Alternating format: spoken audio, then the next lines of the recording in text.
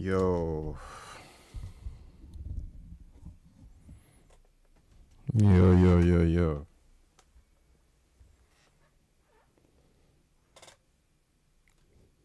For what we saw yesterday, I've just had to come back and listen and watch the interviews, the post-match interviews from Salty Annie. Salty Annie, bro. And it's quite salty, you know. I just had to watch them again because wow. What a game that was yesterday, by the way. It was a really good game for United from a United point of view because it's 2 weeks of back to back mental health restoration. If you know, as a United fan, over the past 400 days, 400 days, we've suffered, man. 400 days of suffering. We've seen it all.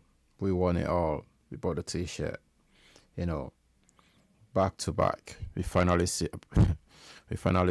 a back-to-back win. Bro, that was amazing.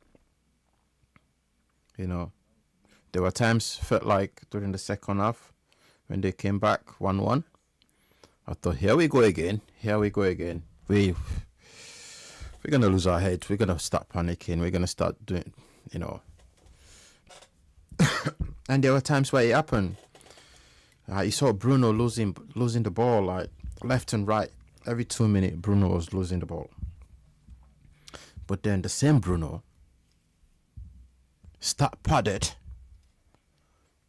His last kick of the game, just before he got up, he pulled that one out of the bag, bro.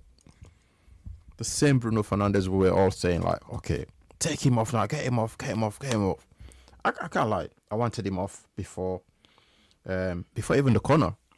Everyone was saying, get him off, take him off. Because, bro, we can't just... I get obsession because obviously if you can pull one out like he did yesterday, the last minute, it's almost like a CR7 type where you never know when he's going to turn up, but when he's on the pitch, it's always a threat. So he might lose the ball, he might have a shit game, but then out of nowhere, he might just pull one out of his locker, right, and change the game.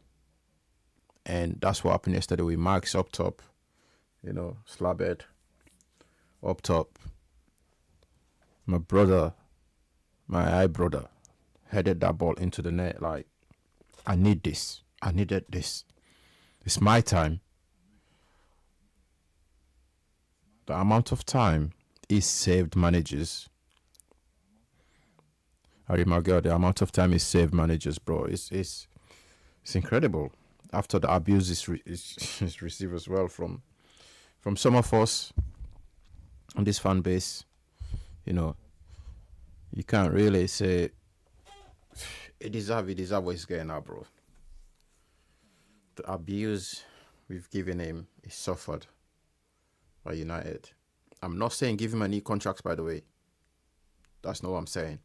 I'm not saying he deserves a new contract, right? But at the minute, for what the abuse is suffered and how he's coped, he's managed it. I know he's still got a case going on in Greece, right? I know that case is still going on in Greece, which has been postponed. I think probably because of the World Cup. I can't see him getting a criminal record before the World Cup, whereby he won't be able to travel if he's found guilty, allegedly. If he's found guilty, then that'll stick on the record. That means even if he's good enough for the World Cup, he won't be able to travel because then that record stays. So that's been postponed again till next year, I believe. But for the abuse he's received, it's coming from us. Bro, it's amazing how he's turned that around and smashing it. right? But yesterday was one, like I said, it was one of those games where he needed it. The manager needed that. So the manager now is talking brazy as usual. No, it's no surprises there. The way he's be chatting after the game. But Arne Slot was so salty, man. Right? I've got a few videos where, I've put together. You will hear the sound, from the scenes, the celebration, the goals. You know what it is. If you watched the game yesterday, you know exactly what you're going to hear, what you're going to listen to. Feel free to give us any comment, feedback. Let us know what is changing on this channel. And then we'll go from there. You know what I mean? But yeah, it was a good game. Back to back. I wish I could play, back to back by Drake. But I need to find the sound actually. Back to back. But yeah, it was amazing to see yesterday, man. It was good to see that every fan, the last minute goal. I actually called 2-1. Somebody called 1-1 on the channel. Then I said 2-1. I don't mind a last minute goal, which came about from the biggest man on the pitch and probably one of the most disrespected man on the pitch yesterday. He headed that ball like he was trying to save England, bro. He was trying to save England from America. He owned it. They harassed the Liverpool defense. VVD was nowhere to be seen. But one key player from that Liverpool team, though, Ekitike, bro. Ekitike. That guy is so good. He's definitely got to start the next game. And it's like, we all worry for Liverpool. But imagine, after winning the league, and you're calling for the manager to be sacked.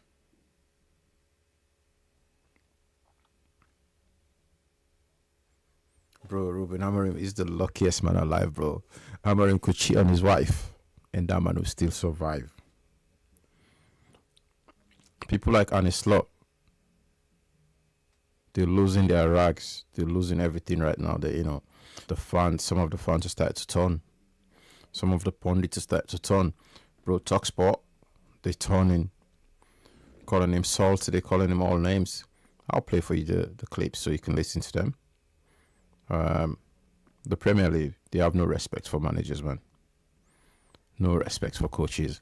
Because for someone that's won you the league in his first season, I don't care if he got himself, the whole team. But if he can manage that team, because every manager could have been in his position, but some of them wouldn't be able to win the league. But in this case, he's done it. Show him a bit of respect, man. I don't know if some of these signings, the new signings they've got, they spend about nearly 500 million or something, 780 million. I don't think some of the new signings, I don't think he called that. Because why would you have Ekitike and you still go for my guy at Newcastle, Isak? Why would you? It's one or the other. But they're two different strikers anyway. Because Ekitike is so skillful. The guy is crazy, bro. He's so good. I can't, even all of us United fans watching yesterday were just like, wow. If that guy started the game, we would have probably had issues. But saying that, we could have won the game first half, finished the game, kill the game. Don't give them any chances. But they also hit the post 4 times. They hit the post. So again, yesterday, it was one of those days where we deserve a bit of luck. Luck was on our side yesterday, where we were able to, the pressure and everything else that come with it. The boys fought from start to finish. My man panicked, took off Casemiro because he knew Casemiro was gonna, was heading for a red card. Gassa and red cards, bro. My man can't stay out off the floor. The slight tackles, But that's what happened when you've lost your legs, bro.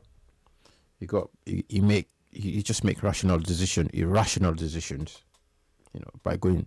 Gassa is always sliding, man, and it's not you mean to a red card or yellow card. So it's a good call. He took him off. Kobe came on, and Kobe came on for Bruno. Yeah.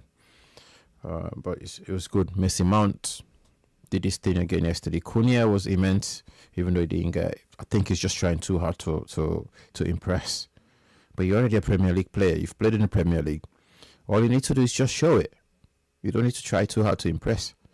We know you've got it in your locker. He's desperate for a goal. You've already the 007. You've eclipsed the 007.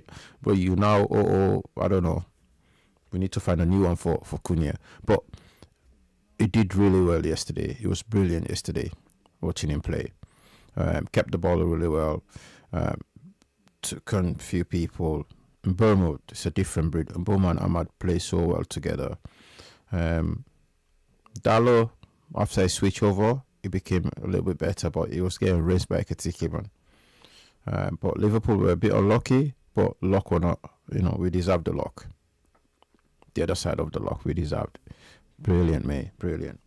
Let's listen to some of the comment that's coming from some of the pundits. First, I think we've got when the goal, the first goal, a winning goal from Max, the big man. The header seals the massive win at Anfield. Let's see if we can pull that. But like I said, let us know what you think. One is changing here. We are still new to this game. We are still new to the game. These channels, we know there are bigger channels out there than this, but that's why we appreciate people that watches our channel.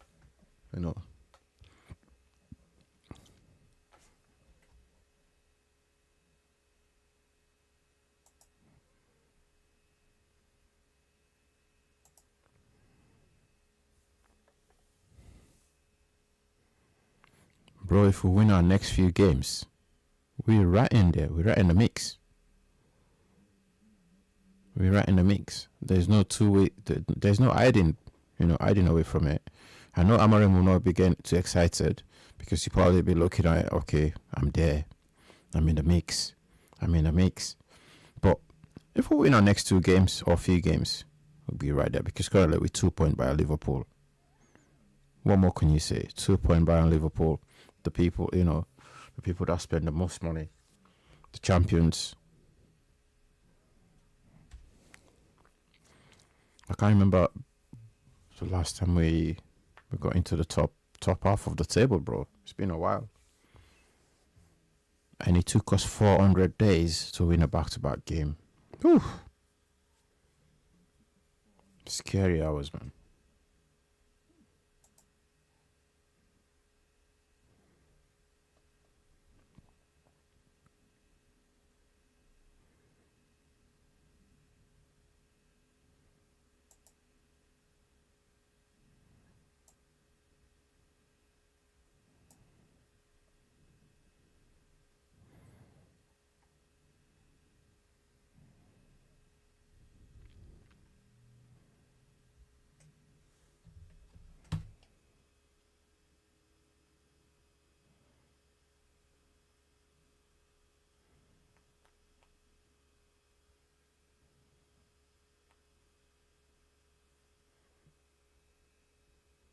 You ready for this? Here it comes.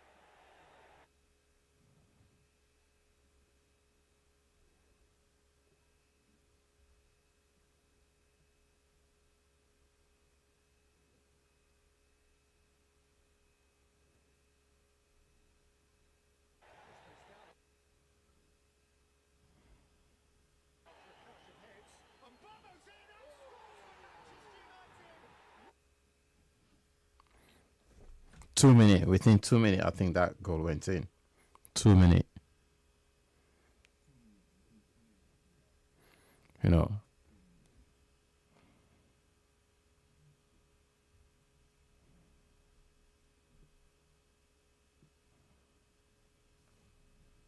football is How can you know a lot of football, man? I don't understand it.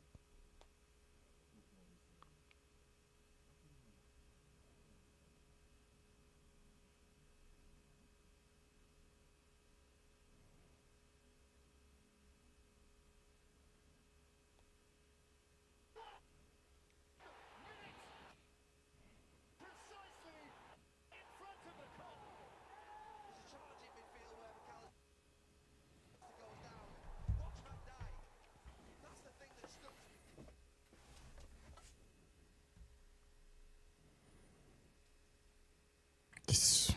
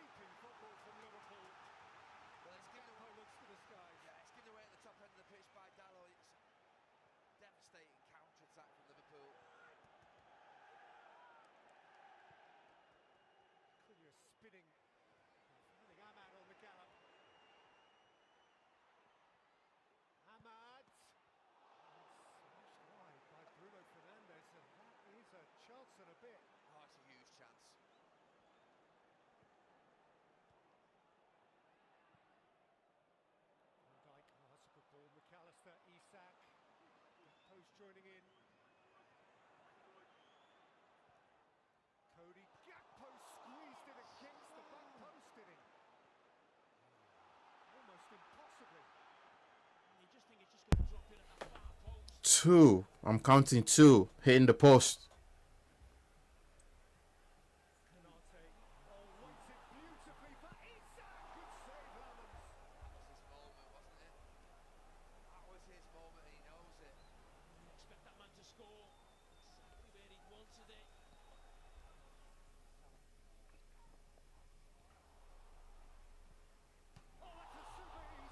Three.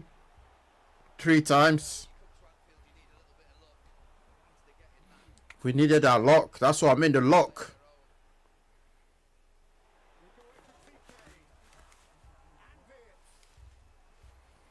We needed that lock.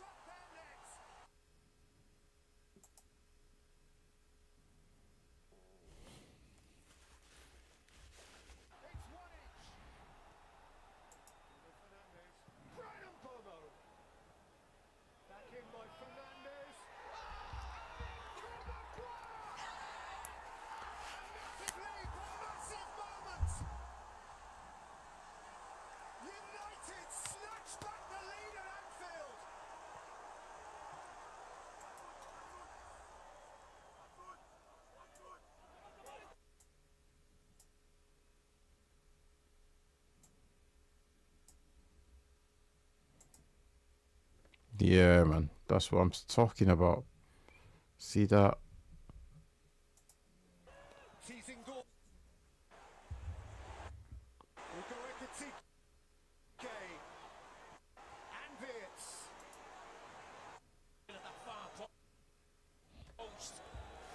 Ikitiki is scary, bro.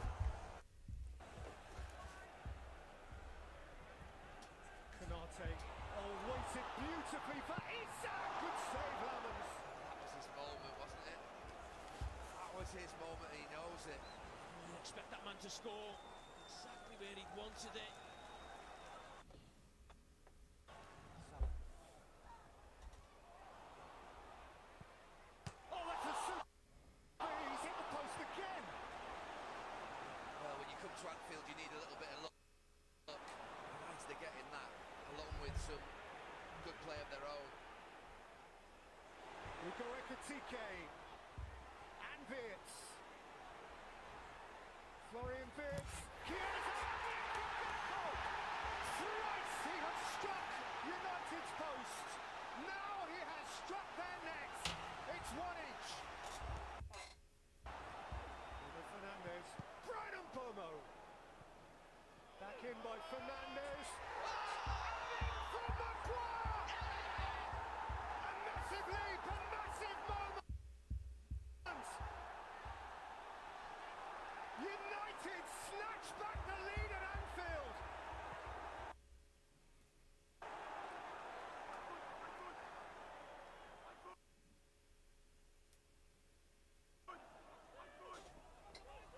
Teasing Dorgu, Frimpong delivering.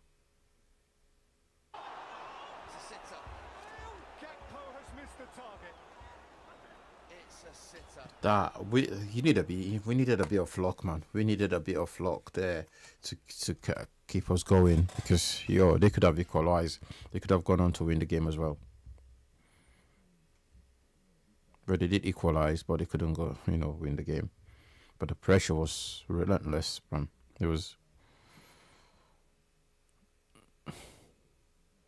The pressure was heavy. It was heavy. But here's the scenes at Anfield. Just listen to the crowd, man. Crazy Anfield, bro. That's it. The final whistle went. Get in. You can hear Gary Neville, man. Whistle goes, and Manchester United have beaten Liverpool by 2 goals to 1. Brian Mbomo and Big Max. Mbomo's second-minute goal, opening the scoring. The equaliser. You can't. What a game. What a game. What a game.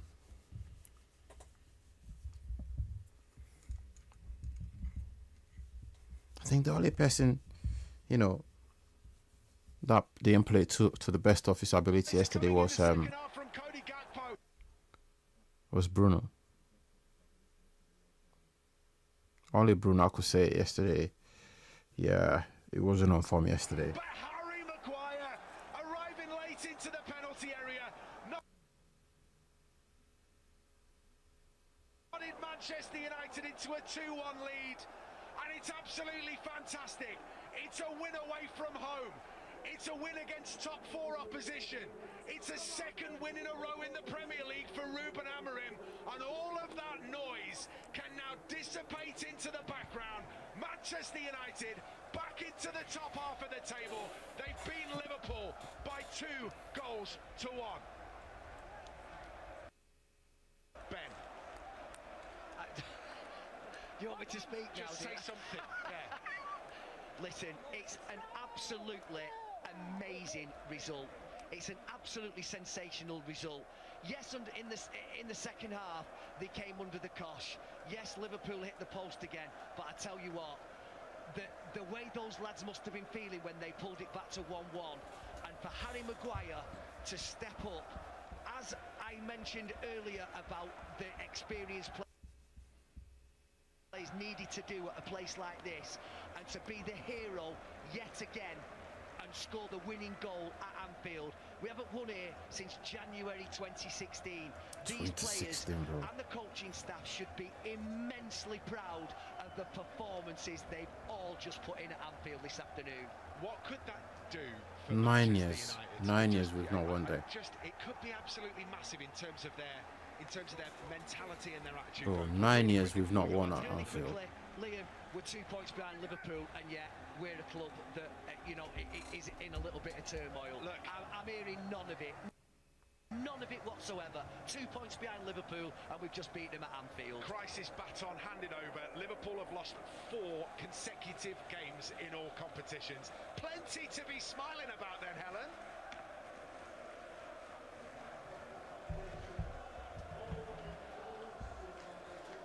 Saints, bro, Saints.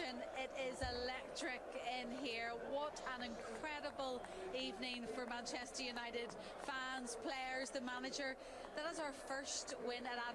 since 2016. Ruben Amorim's first back-to-back Premier League wins. Joining me to dissect it all 2016, is Lee Sharp no wins. and David May. Wow. What a game that was. Firstly, I should say there was over 30 shots in that game. What an advert for English football that game was. It was incredible. I think United started hot. I think Liverpool come out second half, obviously chasing the game, but really took the game to United and put United under the cosh. And then when they scored, I thought Liverpool might have a little bit of momentum and go on and win it. But to be fair to the lads, they stuck by the guns, they showed a lot of resilience and went up the other end, and you called it, didn't you? I did call this it. This game is set and up. I'm glad this is on live TV. For a Harry Maguire winner. And it did, though. It's just we all called it. Every single one of us called it. Every single one could see him scoring. Unbelievable. It really was. Some unbelievable. And now we move on to the manager's post-match interview. So we start with Amorim first. Let's see how he's got to say when he was speaking to the guys at SS Sport. That's loading now. And then after Amorim, we've got Arne Slot. After that, I think we've got Van Dijk, who's been awful since he signed his new contract. The Downing Tools are the Downing Tools. You know, Mo Salah and Van Dijk. And here is the manager. For you in these interviews are often quite dramatic. If you lose, it's a disaster. If you win, it's a transformational moment.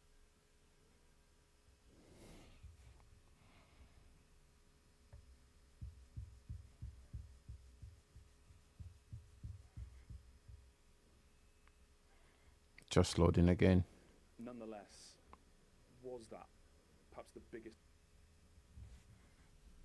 win of your time as Manchester United manager? Yeah, I think so. It doesn't mean a lot.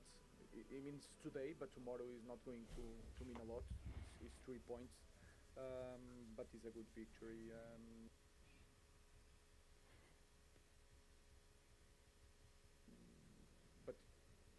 I will do the same thing that I did in the last games. Is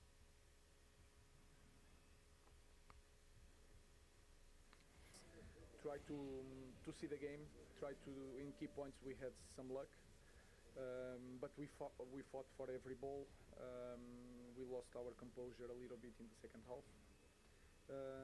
But the most important thing, the spirit was there, and that is the beginning of everything. And sometimes you play more with the ball, and other days you play without the ball. But if you have the spirit, you can win any game. I was going to ask you, what did you like most about it? But would it be that, the togetherness, the fight, the spirit? The spirit, and the belief that, of course, we need some moments like to score first, saves from our goalkeeper, one shot on the post to start believing that we can win any game. But then you can feel it, any transition, some moments with the ball, the team start believing that's possible. It was a good day, but now I'm concerned about Brighton.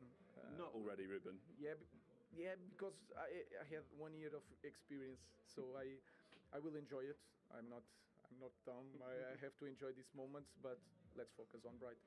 You made a couple of decisions at the start of the game that I'm sure, you know, if you'd have been stood here after a defeat, you'd have been criticised for. You brought Maguire in, and you went with that mobile front three. Just tell us a bit more about both those decisions, because clearly they worked. It's a lack of a manager, so I was expecting that. So it's nothing new. So I get used to that. We just saw the game. We know that how important set pieces are, how important the guys that have more experience. Imagine that something happened in the beginning of the game against us. Harry Maguire has experience to help the other guys, and then Konate and Van Dijk, they like the confrontation. They like to fight. One of them goes to the ball, the other one make a second line. But you can sense that more or less all the transitions was Cunha was so far from the centre backs that help us to take the ball. Did you as well maybe try and play on? He's changing his tactics. Can you hear that? This is good. Patient a little bit when they were in possession. Every time you play in this kind of environment, if you block well, especially in the beginning, you can feel the the fans turning. We feel that in our stadium, all the big teams suffer from that. We try to do that. I think we have to have, of course, more possession to rest our players. They struggle in the end because they are used to have the ball. When they spend so much time without the ball, they struggle a little bit. So, but again, good win. Let's focus on the next one. I think I asked you beforehand, would a win kind of change the story of this season, maybe even change the story of your time in charge so far, because it's the back-to-back wins. It's a win at Anfield for the first time in a long time. It's an away win for the first time in a while. Do you think this is the moment that switches the narrative? I think it will give us more confidence to the week. Will give a lot of pleasure to our fans that they deserve it. After Greensby, after Brentford, to have a win like this is really important. But again, that is in our hands, and this is the past. Let's focus on the future. It will change if we do the same thing, playing a little bit better, but with the same spirit. Things will change in time. Thank you very much. Well done. Thank you. Wow, it was calm in this interview, I can't lie. He spoke really well in this one. He didn't talk too much, he didn't give away too much. Just he did what he needed to do there. So next one we move to Annie Slot. Salty Annie. Man was talking about low block, high block, whatever you want to call it, transitional football. You're not going to be able to win the game by playing a certain type of way. You can't get the ball, you can't win the ball up top. That's the key. They were taking advantage of that shit, trying to win the ball, because we're playing from the back. They will press, try and win the ball, while Slammins was shooting the ball up top. Yeah, there it is. Man Utd. That comes here with a low block, with playing a lot of long balls. Then you know that is going to be difficult, because it's not easy to play through them, and it's not. You don't get the chance to win the ball back high up the pitch and then create your chance. But it makes it even. He failed this time because he didn't have the opportunity to win the ball up top, and we weren't playing. 1 or 2 minutes, I think. We weren't playing from the back. And if you would have told me before the game that we were able to play against the low block with the quality players United have, against a team that plays so many long balls, we would be able to create so many chances, I would have said I would take that immediately, and that normally doesn't lead to losing the game of football. But we did, because we missed a lot, and the few chances we've conceded led to 2 goals conceded, were again a set piece. Is partly the reason why we lose this game. I could see from where I was sat that you weren't happy with some of the officiating for their first goal, for a penalty you might have had during the first half. Did you feel those two were big moments? I can hear the music from the dressing room. They should have gone. I think They're playing Bonner Boy. Football, especially after you've lost 4. Maybe you can have the emotion in the game, but I should not talk about that at this moment of time. No excuses. We've had more than enough chances to score a goal where we then maybe didn't need that penalty. If it was one, yes or no. I don't want to talk about that. We should just focus on ourselves. If we have so many chances, you need to score more. And if you are 1-1 and the game is completely there for you, and you then have to defend one set piece, defend it better than we did. And this is where we should focus on. And that there is emotion in the game about decisions, yeah, that's I think quite normal. Every manager has this. But I should not talk about this after the game. Is that pattern a concern? Getting yourself back into a game, getting level, and then losing it late on? Nah, it happens 3 times in a row. So yeah, we've made many offensive substitutions to turn the game around, and I think I wouldn't say that worked, but in the end we've created a lot of chances throughout the whole game, but mainly after the substitutions were made. And yeah, then of course you don't have maybe the same structure in defending a set piece as you have when you start the game, because it's every time when someone gets off, there's a lot of work to be done, who does what. But sometimes it's then not about who does what, it's just about making sure you don't concede. But our mindset in that moment of time is maybe only on scoring, because we think we deserve to win the game, and we forget that in the I don't know if we forget, but it comes across like that we forget this 1 or 2 single moments where we have to defend. Just tell us about some of the changes you made, because you were really kind of aggressive in terms of trying to affect the game from the touchline. What was your thinking? Just trying to kind of overload that low block? I think before that already we've created enough chances to score a goal. Cody Gakpo twice on the post in the first half. Alexander Isak 1-on-1 to the goalkeeper, and I think if I look it back, I maybe forget one or two chances. And in the second half, we started off quite well, in my opinion. But yeah, if you have so many good players on the bench, you can better use them, especially if they are offensive. And then you take the risk, because that's, people might say, yeah, you've conceded one or two extra chances apart from the goal as well. Correct, that's what we did. But that's also what we need to do. If you're 1-0 down, you have to take more risk than when you're 1-0 up. So if I take that into account, that we every time have to fight back and then see the amount of chances we concede, I cannot be too negative about that. But defending in the set piece, if you are 1-1, that happened to us at Palace, that happened to us today, that we have to do much better. But again, a lot of impact from the players that came on. But that's also because of the effort we put in the first half. So we have 60-65% ball possession. The other team has to run a lot. A lot of players had to go off from United because they were tired. But yeah, end result, lost 2-1. Yeah, and it is 4 defeats in a row. How have you ended up as the league's champions in this downward spiral, and how difficult a moment is it for you and the team? Wow. It is a difficult moment because you know how it works.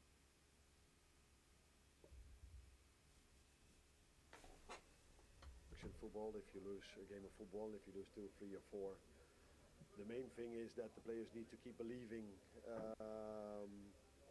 in each other, and what we are doing is good. So if you play a game like this, I think they will be in the dressing room saying, what an amount of chances we had. But you can play a next game, maybe where you don't create as much, and this is always players, if you lose, players come off, thought they didn't have to be substituted, players who thought they had to play longer. These kind of things are quite normal in football. But what I see at this moment of time at Liverpool is that they're all very involved. If we start them, they do well. If they come in, they do well. If we get chances in the end, I see the players on the bench hoping that we score. Also the ones I took off, frustrated if then Maguire wasn't fractionally offside. So I see everything that is needed to win a game of football. But maybe it's a smart thing that we start doing this quite soon. You took Mo Salah off needing a goal, and he obviously is in a difficult moment. Are we seeing a great player maybe moving into a different phase of his career? I mean, I know it's a difficult question for you to answer, or is it just form? Is it just him trying to blend with new signings? What's happening with him at the moment? I think after games like this, it's quite normal, usual that people are very focused on individual players. So in the first 5 or 6 games, it was mainly about the signings we did. Now we have to talk about Mo Salah. I think we've had more than enough chances to score a goal, and Mo missed a big one. Some others missed a big one, big chances, and we are not used to this from Mo. But yes, we needed a goal. But yes, we also needed maybe a player that could create something in that end phase, and that's what Jeremy did. He came in, had a great action, cross to Cody, and when we would have been 3-0 up, I think Cody would have scored that one, but I cannot guarantee this. But so like I said, every player has tried everything, but it didn't work out for us. Thank you. You're welcome. Yeah, salty Annie. It was quite salty there, to be honest, but I can see where it's coming from as well. Big game. It's under so much pressure now. I think he's probably the one under more pressure than Amorim, to be honest. I don't think Amorim is currently under pressure. If you think about it, if you look at it right now, I don't think he's under. The pressure's eased off. Even the guys in the studios. So now the focus has turned to Liverpool, and I'm worried for him that if this team don't pick up, he might end up getting sacked, bro. Because Americans don't mess about. And here's Van Dijk.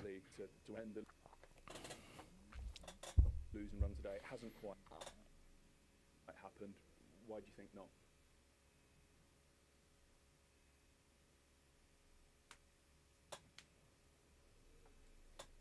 Because obviously we conceded a very sloppy second goal. We worked so hard to get back into the game. We created opportunities to score the winner. But if you concede the second goal like that, obviously that's the disappointing part. And yeah, I think overall, if you Yeah, they were partying in the dressing room. You can hear music from the background there. we were far too rushed. I think we were making wrong decisions at time, and that was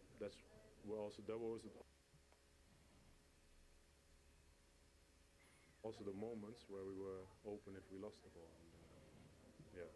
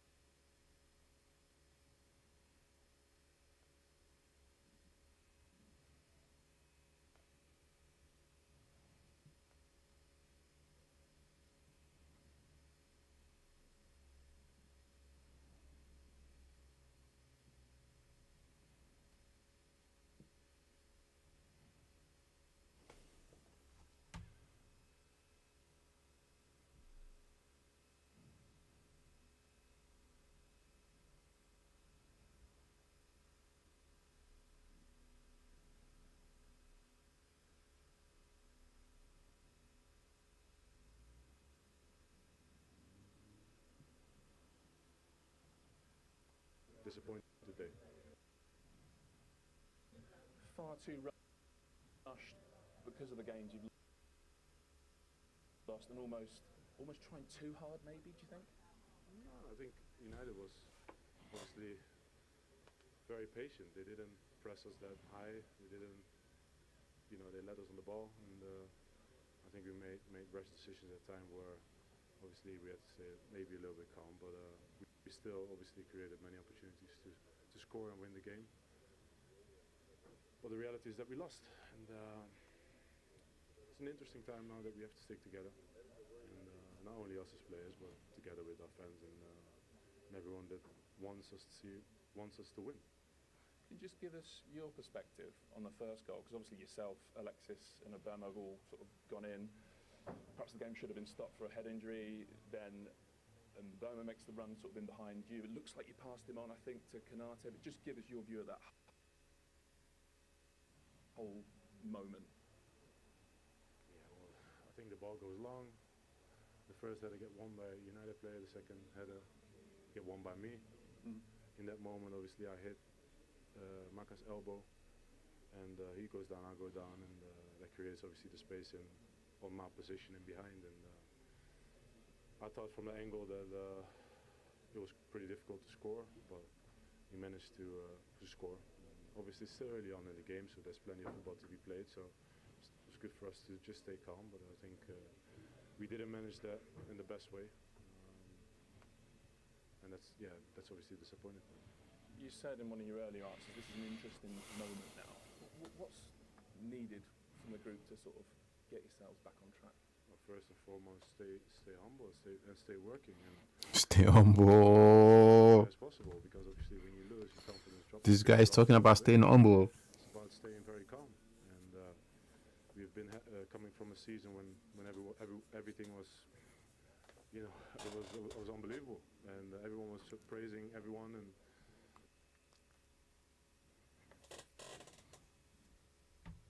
Positive, and obviously we became the champions. So and everyone's obviously cheering for us as well. And when things get tough, it's important that we keep that same mentality of being there for each other. It's still a long season, Obviously, it's easy to get dragged into a negative spiral, but it's down to us to keep working, stay humble. Stay humble. Prove ASAP. When you get the opportunity to obviously show your quality and win games, but we also have to, I mentioned it before already, you have to put things in perspective. We're in October now, so many twists and turns can happen, but the reality is that we come off of four defeats in a row now, and we want to turn it around ASAP. Thank you, Virgil. You're welcome. Here is Max, Big Max interview coming up. You know, you hear what Van Dijk said there. Obviously, they were champions. Everyone was rooting for them last season after they won the league, including the referees, including VAR, including everyone was rooting for them. Bro, they were getting away with murder, especially him. Not enough yellow card has been issued to this guy. Not enough red cards has been issued to this guy. Finally, this season is finding out that the things are shifting. The refs are moving towards Arsenal. They want, because you can see the Premier League want Arsenal to win the league. Yeah, it means everything. I mean, Here's Ari. The Premier League it looks like they're moving towards Arsenal now. it's not been good enough for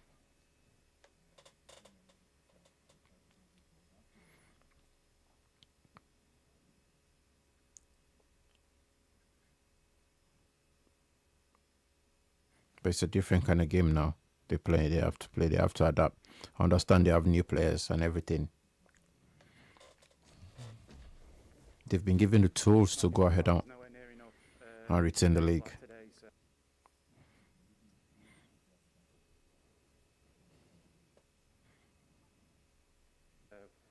It's been a long time coming to this ground and picking up 3 points, but yeah, it means.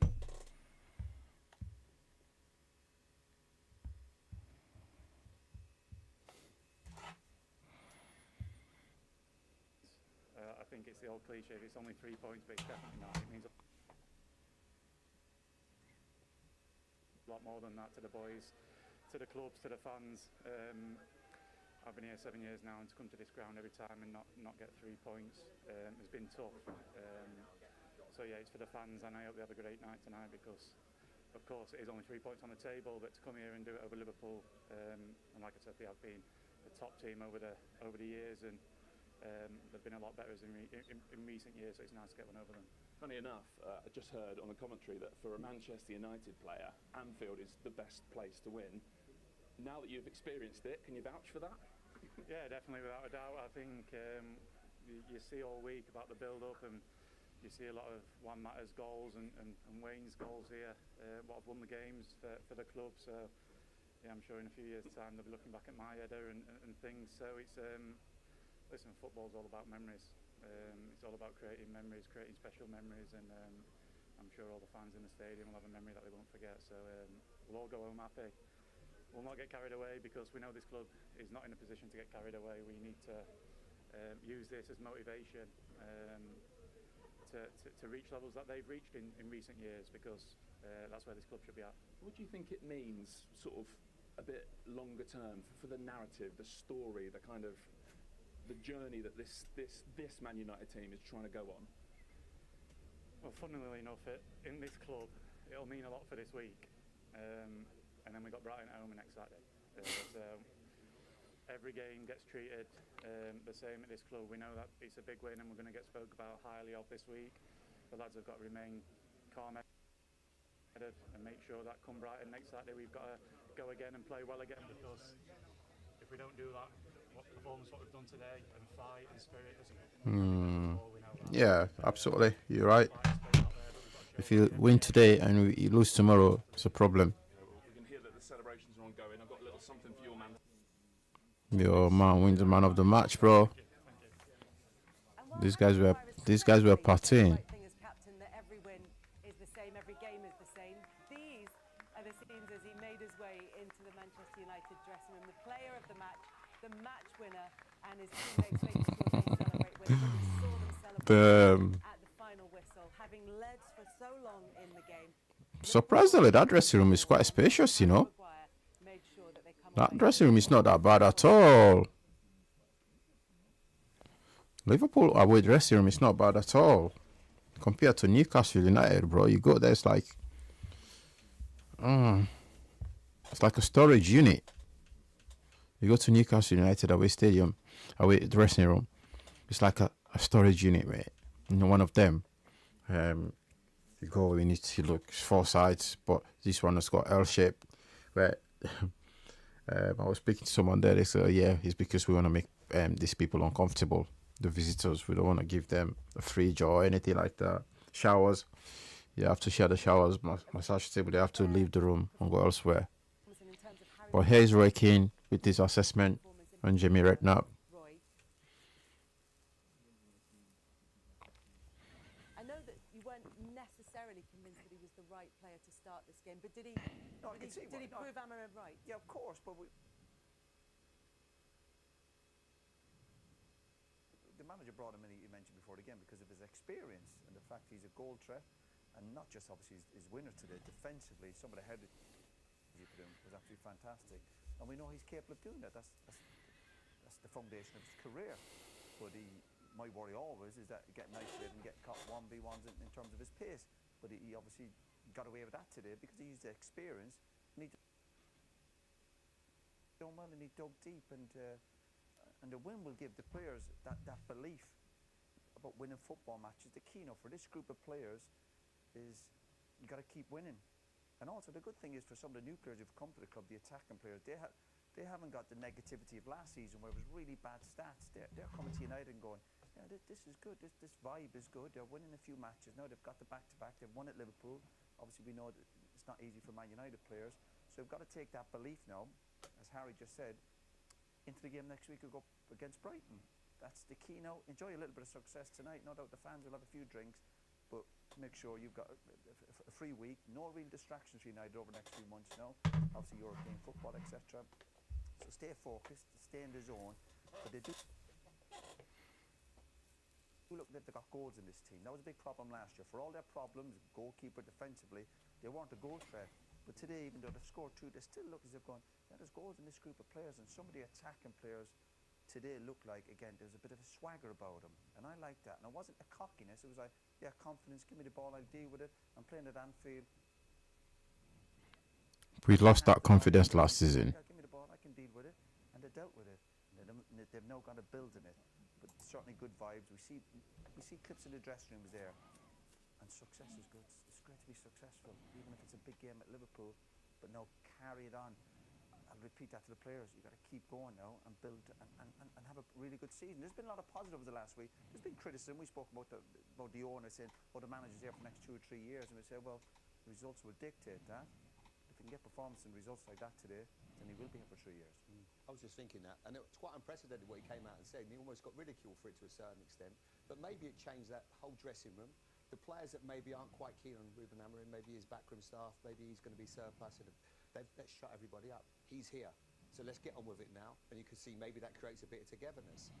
And like Roy says, they've signed a couple of gems. Sesko, the jury is still out a little bit, but in Cunha and Mbeumo, they've got players that look like they deserve to be in a Man United shirt. There's been a few that don't look like, not only do they not want to be in a Man United shirt, they don't like can handle the pressure that comes with it. Cunha handles the ball, he wants it in tight situations, he looks a class act. And Mbeumo's a massive goal threat. So they do look, to a certain extent, a lot better team.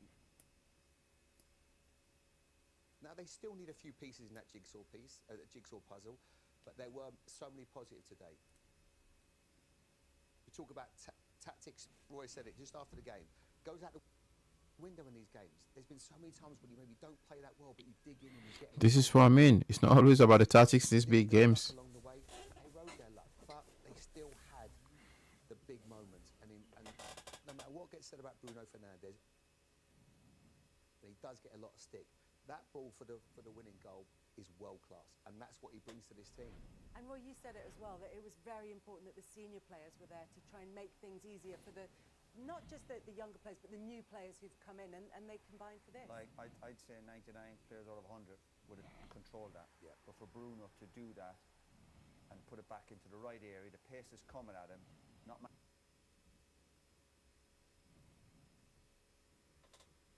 many players can do that. And then Maguire obviously always drifting on the back post, the cushion out of back across the goalkeeper, fantastic. And again, you just feel United had another goal in them. Credit to Liverpool. Obviously, the fans are going to demand they get back into the game. But Harry, great header. You could see it all the way. Sometimes that can be a distraction for a player, but never in doubt. Again, big forehead up. And then bang, back in the opposite. And I mean that in the nicest way.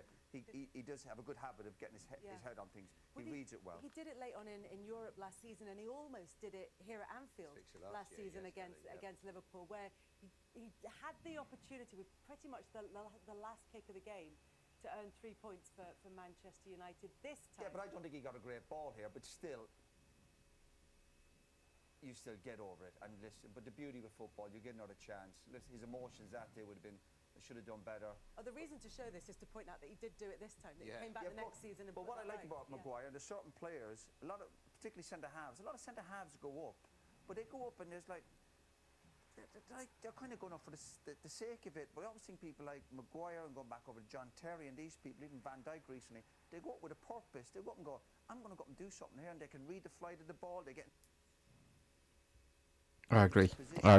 He looked at Bruno there and he's thinking, I know Bruno's going to put this in the right area. So when they go up, they're going, yeah, I believe I can cause havoc here, even if I'm not going to win the header, for obviously defensively and going forward. And that's a big plus to him. And the ball from Bruno, because what he does, Roy said it, he didn't take a touch. So what that does is doesn't give the Liverpool defence to set themselves. So they end up with, I think it's De Ligt, Maguire and somebody else at the back post with him. So, Dorgu, isn't it, at the back post? Because they haven't got time to react. Virgil van Dijk hasn't got time to get to that back post, and that leaves Konate all on his own. And look at this. But the beauty of light of it, what a ball. But if Bruno doesn't get that right, we're sitting there, all of us going, you've got to take a touch. You've got to. That's what you'd be saying. But the top players will take risks. And Bruno going forward is absolutely fantastic. You can see the three of them at the back post. Any of them, but that's when you need Harry Maguire. In fairness, he's the best at heading the ball, and it was a world-class ball. It really was. Liverpool. Okay, now then, I think I've got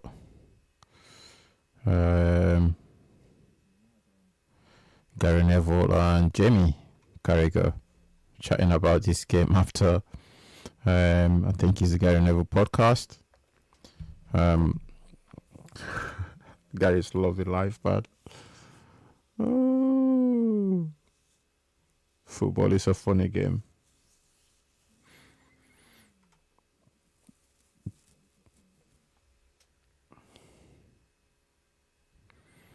I'm sure it's not that one.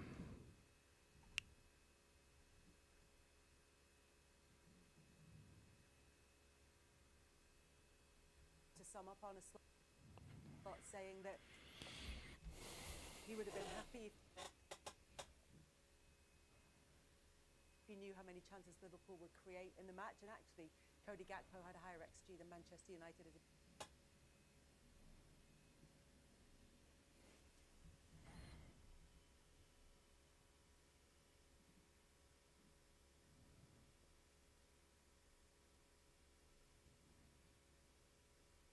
team in that game. Hit the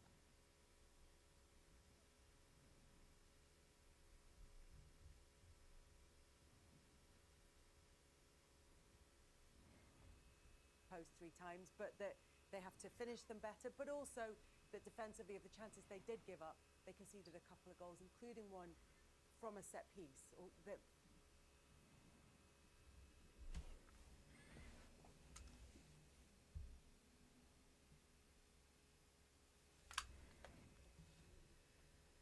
Jamie's suffering, bro. Jamie Carragher is suffering.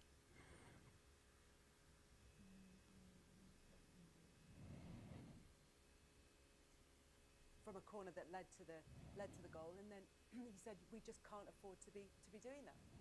Yeah, I think it was a really good interview, that, because when you lose a game of this magnitude, people get emotional. You know, even pundits, supporters. And it probably is a good time for the man to be measured. 4 defeats in a row. He's explained the game really well. If Liverpool put the majority of the chances in, he'd probably win the game. But the way the Premier League is style-wise this season, for everybody, set pieces is a big part of the game. Everybody's taken long throws this season. Set pieces galore. We look at Arsenal, the success they've had as well. And Liverpool just can't seem to cope at the moment. So we keep talking about new signings and integrating them in terms of actually the football Liverpool are playing. But the new signs that Liverpool have brought in, has it affected them set piece wise as well?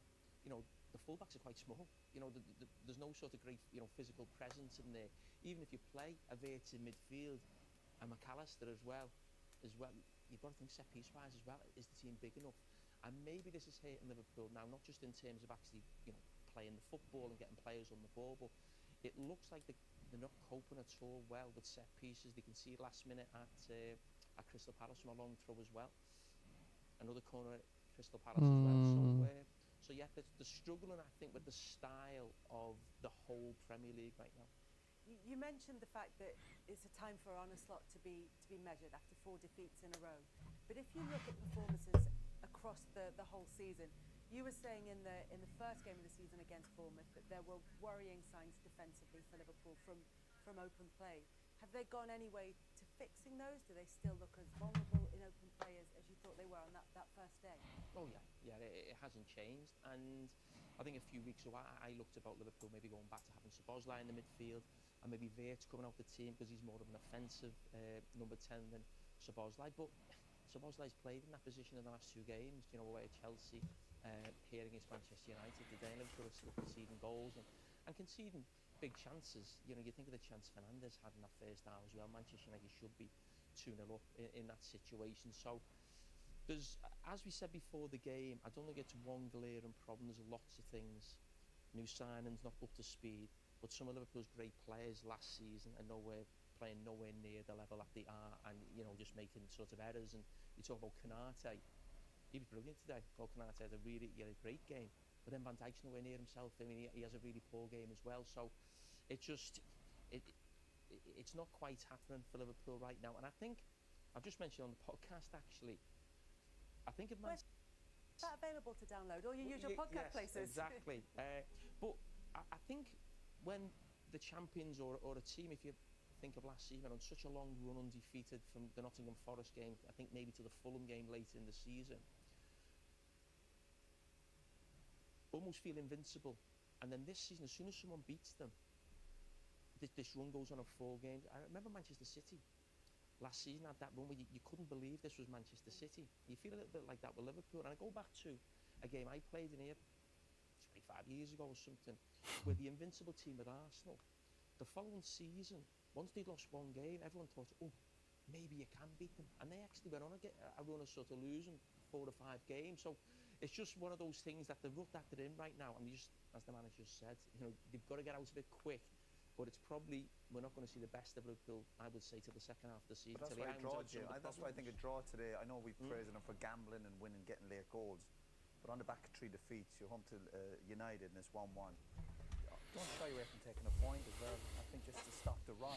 Not 3 games for Liverpool is a lot, but there's a bit of arrogance of that, which is nothing wrong with that. When you're champions, you think there's a bit of a swagger, but also smell the game and go, there's danger here.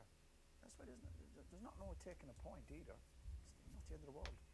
Jamie, just picking up on what Roy was saying about Liverpool coming back. I could have taken the point. I see that now. Coming back as champions and finding it harder. They've always been title challengers. They've always had teams coming in here maybe sitting back against them. But to Jamie's point, do you think that they can scent blood a bit more this season? They feel that it's possible to get something? Yeah, I think a lot of teams will look at what Manchester United did today. They never once played out from the back from a goal kick. You see much lesser teams who aren't comfortable on the ball trying to do that, inviting pressure, losing a goal. I think they had a really good game plan. I think and they showed that against Liverpool today. In terms of trying to maybe a point isn't the worst result in the world, it wouldn't have been. If you look at what Arsenal did when they got that point against Manchester City, we were all talking about it after how they were celebrating, how happy they were. But then they go on a great run after that. They got Newcastle winning. We all go, yeah, actually, at the time it didn't feel like a good point, but how good does it feel now? So Liverpool have just got to find some rhythm again. And everyone's going to be asking questions about his decisions, the players that are coming. That's inevitable. The next week or so, people are talking about, how's he going to fit Virtue in the team? How's he going to fit Isak, Ekitike into the team? What does he do about the right-back situation? How's the left-back looking? There's going to be lots of question marks. But you just got to be a little bit patient. He's very measured, the manager. He doesn't get too involved, doesn't get too high when they do well, doesn't get too low when they don't. And I think it might need a bit of that for now, because it's going to be a little bit of a struggle. It's going to be a difficult time because they've got some tough games. We're writing it down earlier on. They've got Brentford away, Villa at home, and then the Manchester City away. So they're games that you're looking at thinking they're not going to be easy. They're going to be challenged next week. Champions League games, Carabao Cup game against Crystal Palace, in amongst all of that. Well, we talk about set pieces. Jamie's mentioned how difficult they are now, and how big. You've got the ultimate test next week at Brentford away. So they're the challenges they've got to have. So they've got to make sure they deal with them. And with all the players they're brought in, I'm just trying to imagine how the manager and the staff at the training ground they're looking at. They have a lot of options, really. And sometimes that can be a problem. Also, when you've got brilliant options on the bench, you see him chopping and changing, and he is offensive. And I give him a thumbs up for gambling. But again, there's certain games, and you have it, the old saying in football, if you can't win it, don't lose it. You've got to get back to that mindset of not giving up daft goals like they have. And that's the point he made at the end. When you won, when you sort of won the title, you obviously lucky won it loads of times. Did you then the second when you have to do it again? Is it like you've got? Is it hard to get yourself going? Yeah, there's obviously a different challenge, and obviously people look at you, but then you've obviously got a bit of a confidence about you that we've done it, and we can hopefully do it again. And you've got that kind of that winning culture and that vibe going on. And again, it's crazy. He's the only one that's won it there. He's the only one that's won the Premier League between the two Jamies there. Plenty of games where we'd be trying to win again, but also we'd be looking going, everyone thinks we're going to go for it here, but we'll take a draw. There's certain games, like I think you always have to smell it in the air. I think Liverpool should have smelled that today. And I know it's hard when you're at home and the fans are pushing you. It's on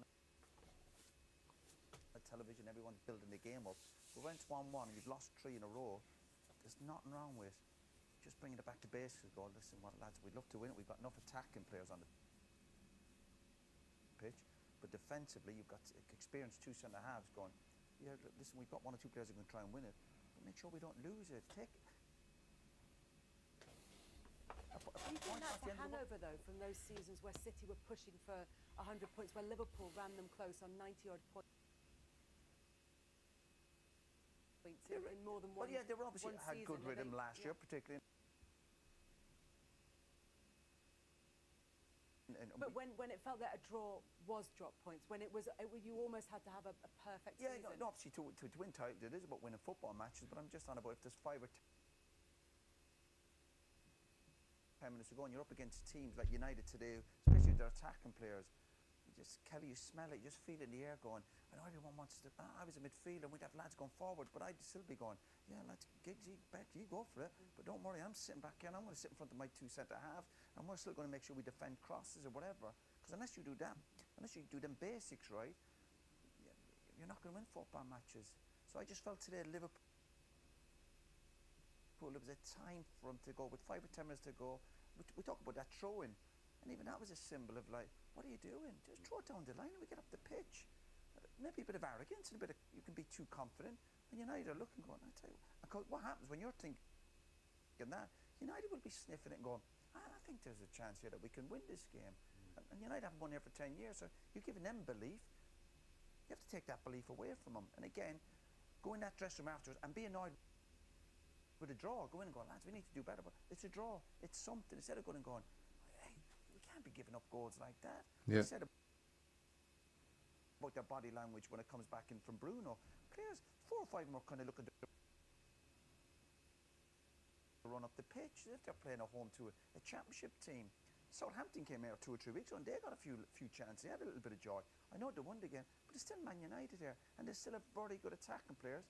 And all of a sudden you go, it's going out to Bruno, and you're running out. But Bruno puts it in. Maguire's on the back post, just like some of the Palace players were on the back post, just like Chelsea were on the back post when they're breaking, going, we'll sniff a chance here. That's you know, what you just said there. You've probably looked at it a few times.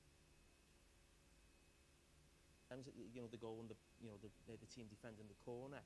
But I go back to my worry about Liverpool at the start of the season. It's not so much all the attacking plays, but if the mindset of everyone is always, we're going to be attacking, we've got this attacking play, we're going to be on the ball, people are always thinking about what happens when they're on the ball, and almost the defending bit becomes a bit like, oh, do I have to do that? Do I have to track him back? Do I have to go and win a big header? I want to get on the ball, I want to play,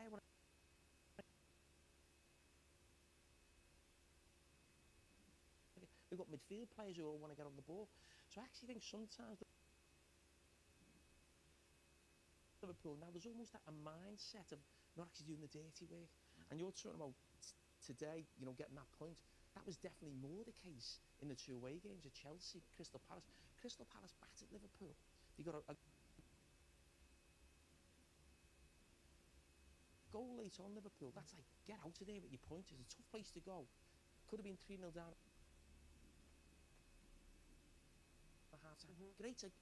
Great point. So away at Chelsea, got beat there last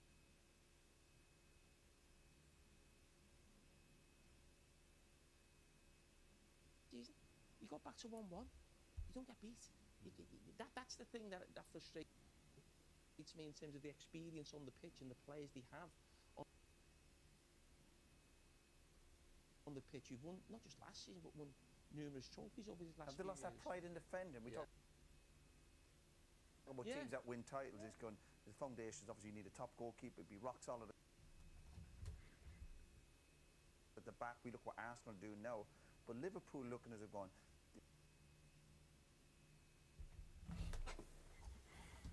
do we need to do that bit, because we've got so many options. We've got brilliant attack players. They're always a goal threat again. They could have scored 4 or 5 today, but they're getting caught out a little bit, almost become a bit more humble. And don't forget what you got that bit of success, and that was been maybe rock solid at the back. You're going to give up 1 or 2 chances, but I think teams now are playing Liverpool, and now it's 4 games. They're going, I think we've got Humble is chances. exactly the word that The Van problem Dijk is, though, Kelly, when you actually look at the team they ended up with, they ended up with 3 defensive-minded players: Kirkes, Konate and Virgil van Dijk. Everyone else on that pitch is always thinking a little bit like what Gakpo's thinking when that corner comes in. If we get the ball, we might score. When Roy mentions about, like, you know, when he was there and he'd be in a defensive midfield player, okay, you go, I'll sit here. That's not in Jonesy. He's not inclined to do that. Wirtz is not inclined to do that. You end up with everybody else, all the 4 players. Ekitike, obviously Isak was off the pitch at the time. Frimpong's not that player. Everyone's trying to win the game. There was not one player that's really going, okay, if we lose it in that midfield, what happens next? And that's where they got great example. If you look at Arsenal last night, Arsenal, for all how brilliant they are, and when you get to the top of the league and you're thinking your confidence is sky, you look at Arsenal when they lose the ball. Forget about what they're doing in possession. They've got really good players and they're brilliant at set pieces. It's what they're doing without the ball. They're hunting in packs, and they're like tactics throughout the win. They're just going to close people down. They're not getting bogged down by anything else. So look at Arsenal's success at the moment. Still a lot to do for them. I know there's a long way to go. The bit of joy is coming from actually hunting the ball down, chasing it, pride, hunger. Have Liverpool lost that a little bit? I think they have. Wow, that's damning, you know. And with fair assessment there, but you know they're gonna feel it for a bit. Liverpool will feel this pressure for a bit, and Angover maybe. They were brilliant last season, bro. They were hunting together. They were chasing everything together, and they played as a team together, and you can see why. But they're gonna struggle this season a little bit. But once they click, once this new signing starts scoring, firing from all, it's gonna be a scary team to play against. Don't underestimate this team, man, because they bought some quality players. Isak and Ekitike is scoring, but when Isak start firing, bro, the team is gonna be scary to play against. He's preaching calm and sense at the moment, Ruben Amorim, and in the wake of what was a really big win for Manchester.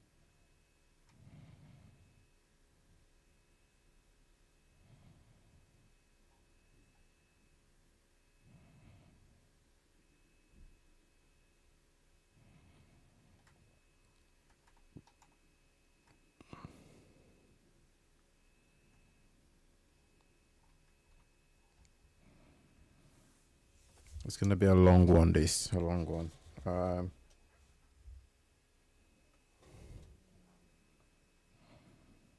It'll be a long season for Liverpool, man.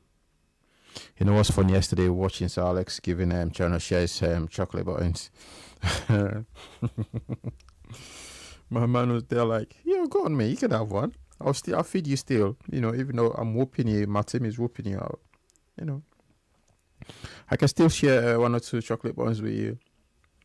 He literally made him his first. I think it was Daglish. Kenny Daglish there. It was a funny moment. Saw it. But it just goes to show, man, football is only football, because those people, they said each other when they were managers or footballers, but all of a sudden from nowhere, boom, they're like, they just get along. Like, I mean, they're at the age as well where no need to beef anyone, you know what I mean? Why would you beef someone?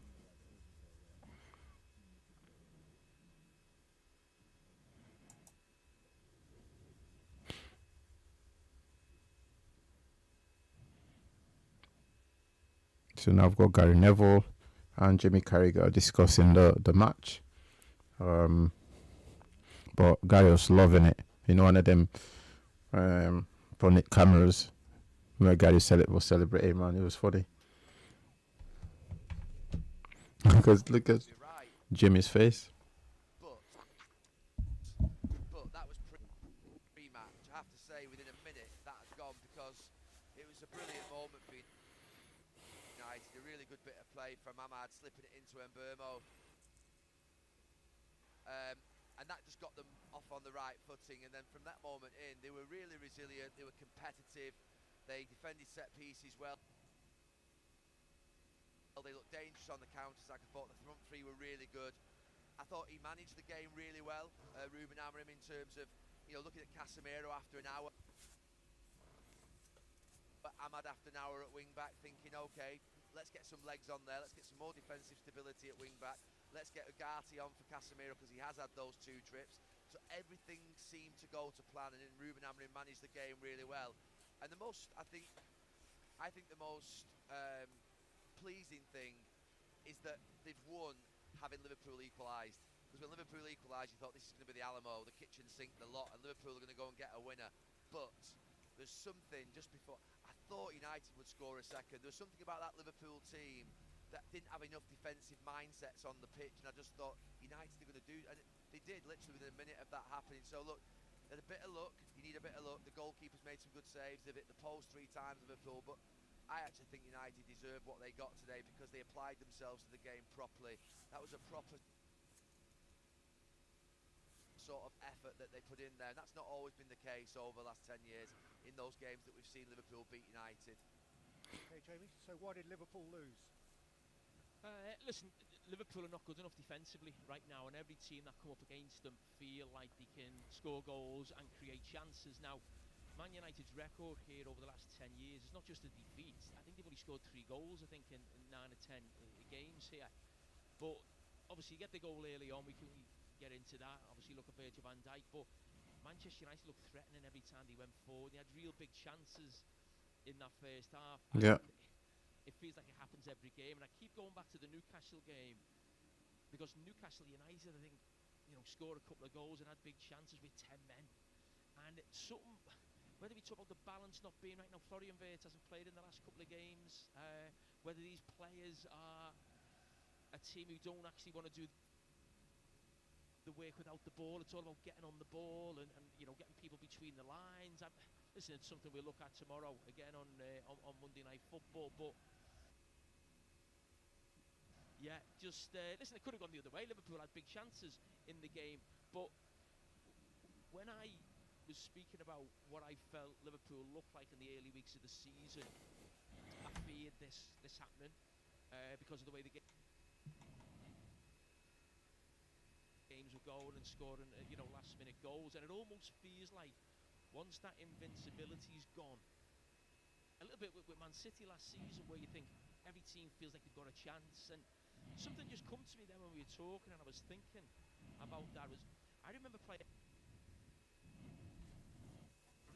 in Arsenal here and beating them 2-1, the invincible team, and I think they'd lost the game before, maybe at Old Trafford, and that team, just once they'd lost one, they just went on this run of losing games because everyone just got this belief they could go and beat them at the time. As I said, Show them the way how to beat you. And it feels like Liverpool now have just lost that sort of cloak of invincibility. Nobody fears Liverpool. Well, from now on, people will know how to play them exactly. If you don't play from the back, you stand a chance of beating Liverpool or any team. But United, you got to have the players to be able to play from the back. That sort of famous night, the first night here against Bournemouth, when you had that great exchange that everyone so loved with Arne Slot about your worries around the team and how everyone was. How do you reflect on that conversation now in the context of what you've seen since, and especially today? All of those substitutions when Liverpool were chasing the game were for the neutral, and I'm the only neutral. Were thrilling, really thrilling. But I wonder what that made you feel in your gut. I mean, I thought it was a little bit early to go so gung-ho, and I also felt a little bit of Wirtz playing central midfield. You think you can get him sort of higher up the pitch, but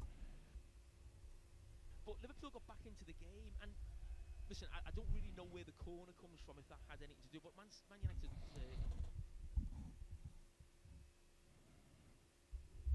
Man United's goals come from a set piece again. and it's Harry Maguire heading it in. Where are my two big centre-backs, where are my big players dealing with that? So I'll go back to that as well. So I'm not quite sure that had something to do with it. Tactically, Liverpool still had big chances at the end,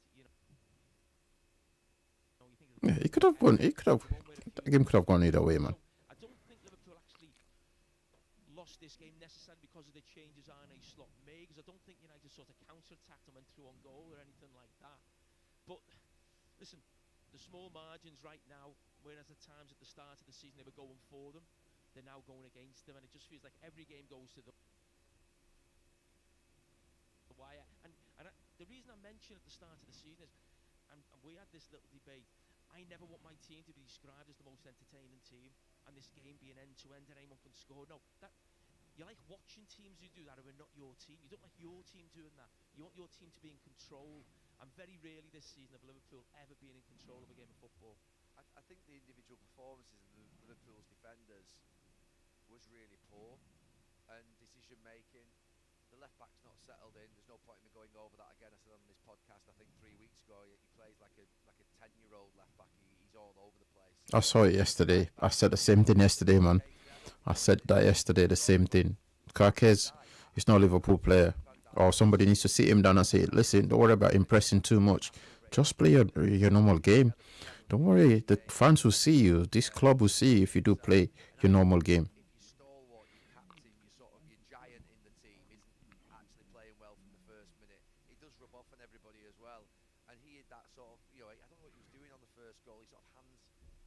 The good thing is he's there now, turned up for the interview. So obviously, he's Liverpool captain, and he's been one of the greatest centre-backs, and he's one of the greatest centre-backs in the world and one of the greatest centre-backs in Premier League history.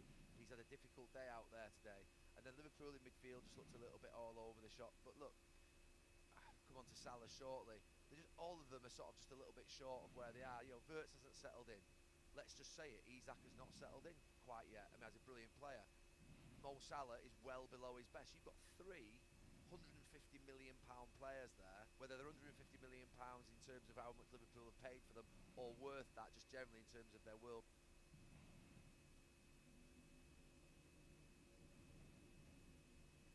Gary, taking a piece there, mentioned the price tags.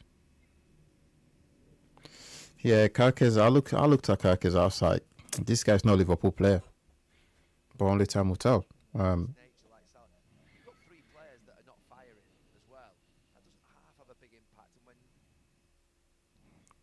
Carquez is not playing to his best.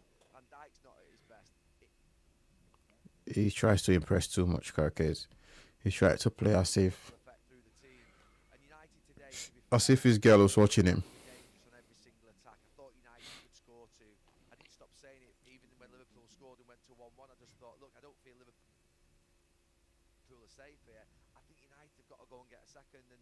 Thought they would get a second. I thought the ball from Bruno Fernandes, by the way, for the second goal was special. That was a brilliant ball into the box. It's a bad night for Liverpool. I thought after the international break they would recalibrate and reset.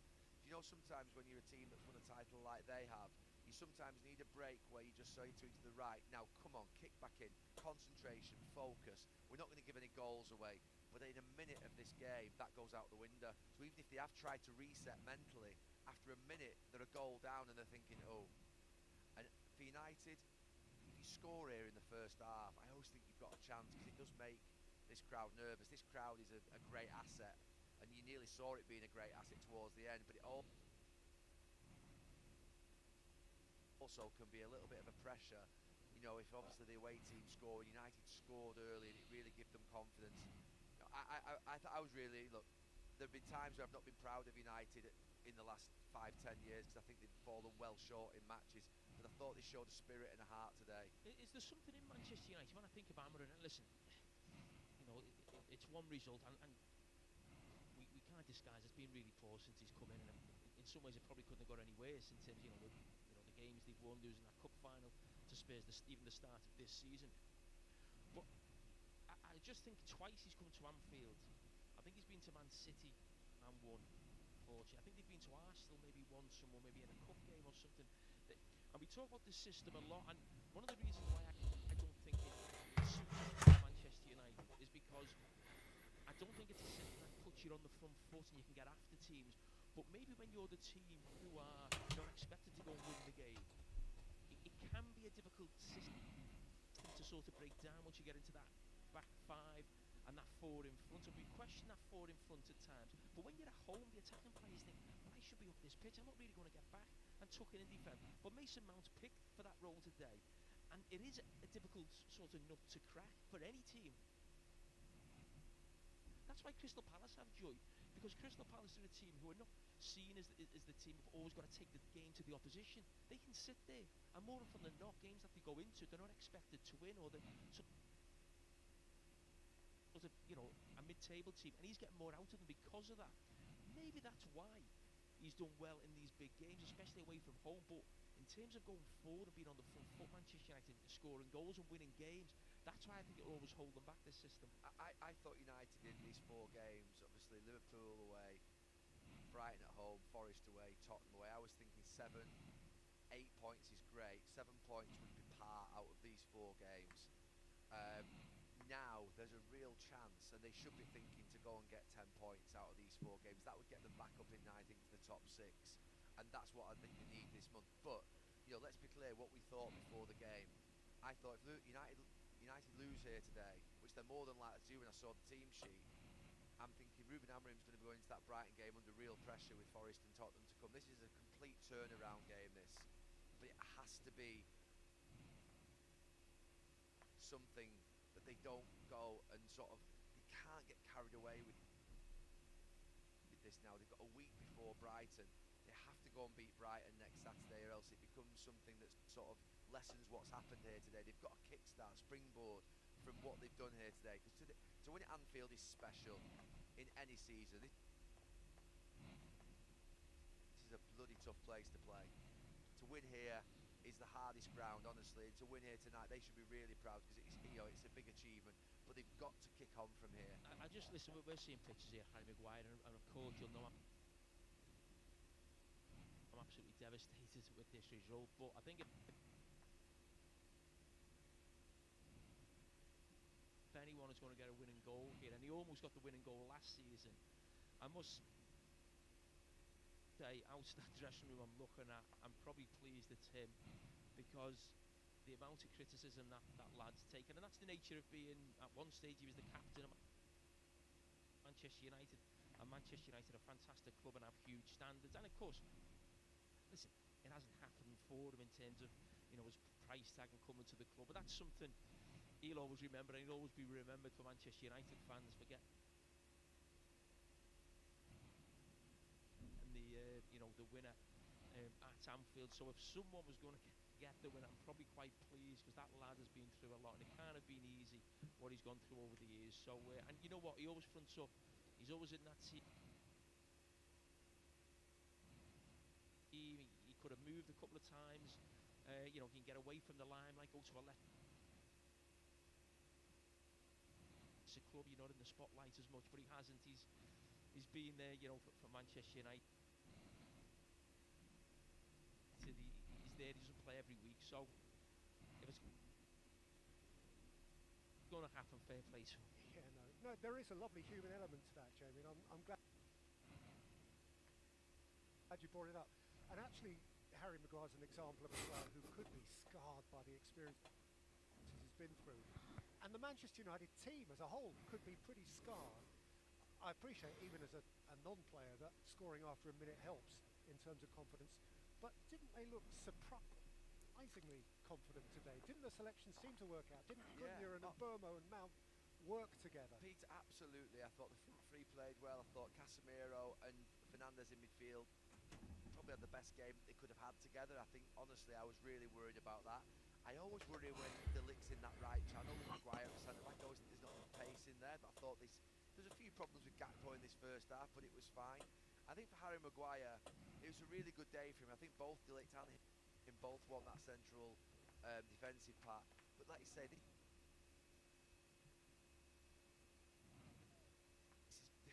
got to go from today and think, right, I don't think they should be celebrate tonight in a sense of celebrating and thinking how proud you should be to win it. But I hope, as they get on that bus, I home as a mindset of, right, come on, this is it. We're not going back there again. We're not going back into that bottom half of the table. Yeah. We've just gone into the top half of the table, I think, to 9th. And I think if they win next week, they've got to start thinking of pushing up the league, because they've got to get to a point whereby there's stability at the club. The only way there's going to be stability is through winning football matches. So, look, it's a great day for Manchester United. I think Maguire and all of them should be proud of how they played. They really did a good job here. And, yeah, I was surprised at the levels they got to today. But let's see it again next Saturday night against Brighton. Bro, they play one game a week. It is only one game. It's a very, very big game. But for Liverpool, it's now, of course, 4 games. And they're a little bit off the pace. Nobody's saying and they can't win the league anymore, anything silly like that. But it kind of brings a punctuation point. It brings a natural reflection. I mean, what happens next with Liverpool? How do they improve from here? Could you go Joe Gomez, right? And it sounds crazy. Sometimes we used to do this. Could you go Joe Gomez right back, Robertson left back with Canati and Van Dijk, and just say, right, okay, for a couple of weeks, we're going to bulldoze our way back into this league and basically keep clean sheets? Is there something in that? I think that's probably something we'd have done in our day. I just don't think Arne Slot's that type of manager. I think he always wants to be the manager who sort of his team are making the play, they're on the ball, so he'd want a fullback to actually progress the ball forward and be attacking, if you like, in terms of the team that he picks. That could be something maybe you do in a big away game, of course. But I think for Liverpool right now, because the games come so quick and fast. Before you're at Brentford Saturday night, and how long? Yeah, that's what I'm saying. So, when does a blip become a crisis? When is it something? Hang on, we are talking about the team who ran away with the league title last season, spending £400 million in the summer. So people can say it's early days and you're looking at different players, but when you spend that type of money and you're the champions, you're talking about really high expectations. And I keep going back to it felt like a Real Madrid summer. That's what Real Madrid go and do. Go and spend the most money on the best players in the market. In a summer, it's not Liverpool like that. So it's very different Liverpool summer than we've probably ever seen before. And yeah, I'm worried for Liverpool in terms of not just the results, it's the performances all season. So the games they've won, they've never looked convincing. That's almost a bigger worry for me than the actual results that they're in right now. Just on Salah, the interesting thing is, obviously there's the questions are being asked about him, whether it's his age, whether it's his one season too many, all the other stuff. The strange thing in watching Salah is usually when a player is sort of getting to usually a player getting towards the end of his career, what you notice is the physical decline. Now, I'm not seeing a physical decline in him in respect of sort of like some of his sprints look quite sharp, he looks busy in the box, but just like crazy things like the ball comes to the back post, his technique on his kicking and his sort of crossing, that's the thing that looks well off. So there's a couple of moments there at the back post where you think to yourself, that's not Mo Salah. He had that chance where he sort of dragged it really uglily, like to the left of the post. Yeah. It's just his technique. That Mo Salah could probably play when he's 52 and still have a good technique. So that's the bit that's surprising me, is the technical bit. I think Mo Salah has declined physically in terms of when he first came. It's the technical decline that we're seeing. Yeah, but what I would say is, problems. No, I agree. But even when Mo Salah's been at his absolute best, he can have games where he looks technically poor. He can just. He's one of those players who at times you think for such a great player, sometimes the performances, and this is not this season. This is over his time for Liverpool. We all know as Liverpool fans, and you put up with it because you think he'll score 2 in a couple of weeks. He goes through these little runs. Now, when he first came in, he had blistering pace, him and Mane. That's not there so much. But he still had sharpness about him. I'm not quite sure that sharpness is still there. I still think he looks quite sharp. I'm not sure. I don't know. I think he looks sharp in those little areas where you'd want him to look sharp in the sort of like last 18, 20 yards of the pitch. But as the ball comes to the back post on 2 or 3 occasions, or for instance, the Verts assist for him that would have been an assist at Chelsea, and you think he's got to finish that. Today there's 2 chances at the back post, he's got to finish that. It's the technical aspect of his game that's letting him down at the moment for me more than the physical aspect. Yeah, no. There's no doubt not like a world class, but he can look like an average player technically. I've said that before. That was at his heyday. He has lost something physically, but I do worry. And I do think this is a real conundrum for the manager going forward. What you do. It was interesting you mentioned in commentary that he brought him off. Now, that's not the first. If you remember, Jurgen Klopp used to bring him off a lot. If he wasn't playing particularly well, Jurgen Klopp was not shy. So that shows you that in years gone by, Mo Salah could be having a poor game and he'd still get brought off, even if he had an extra little bit of energy or sharpness. But I do think it's really interesting what the manager does with him, because I think we're at the stage with Mo Salah right now where he shouldn't be playing every game. It shouldn't be a case of like he's one of the first names on the team sheet. It should be a case of, yes, he's in your best team. He plays in home games. Maybe you'd have to think about it. Liverpool have got 2 away games, one in Europe, one in Brentford. I don't think he plays in both of them. So I think these things have got to start coming maybe into the... Who do you play? Who do you play? Frimpong in an away game who can maybe help you full back a little bit more defensively, but maybe gives you a little bit of pace on the outside, as we saw when he comes on. So I think we're at that stage now where Mo Salah shouldn't be a guaranteed starter every week. We should finish the section on this game, which is most of what we're talking about with Manchester United, and we will, because it's United's day. But just a final thing, just because I'm interested, Jamie, in your opinion particularly on this. I read a piece the other day, you might have done too, suggesting that this is like Liverpool's transition season a year late. You know, everybody expected that might have been my piece about a few weeks ago. Maybe it was. I don't know.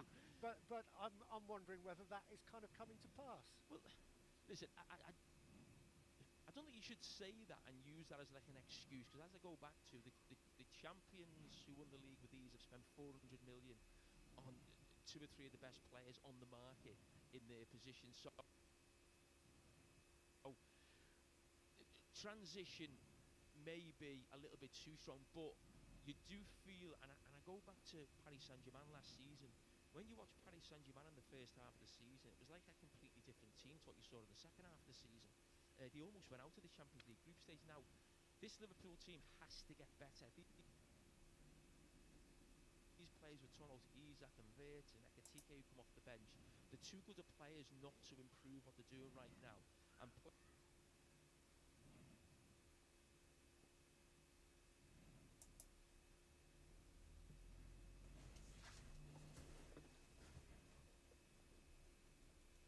players who are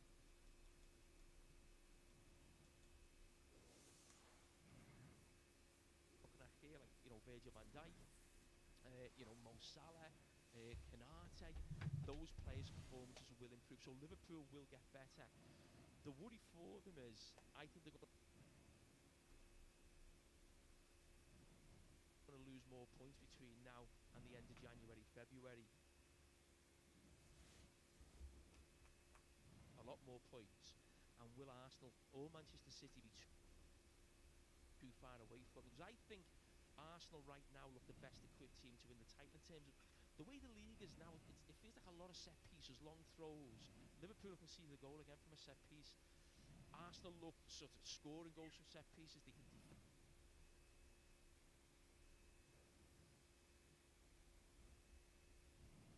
defend them as well, and they might be better equipped to win this title in terms of how the Premier League is going style-wise from all the teams.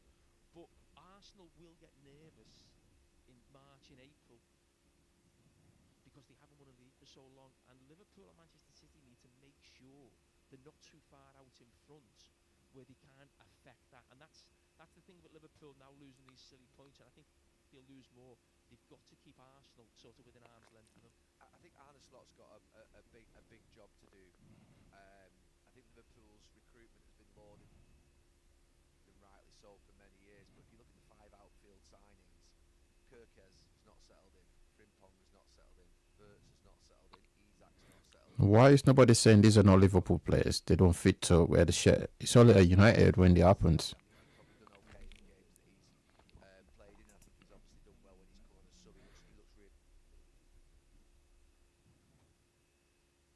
Because as you can see, Kirkes for me is not a Liverpool player. It's not, it's not. I think he's not built for Liverpool. He's just, either he's too young, or he's not matured enough. He's not young, but maturity comes in, because he plays like his girlfriend is watching him, or his crush is watching him. Like, he's trying to impress too much. Maybe he don't do a lot, just do the basics as a left back. But it's just all over the place. But really, Gary was right with that one. But why is nobody calling him as let them know this guy is not a Liverpool player? If this was a United, every single one of us are saying Darlow doesn't, he's not a United player. No, I mean, this player doesn't, it's not. But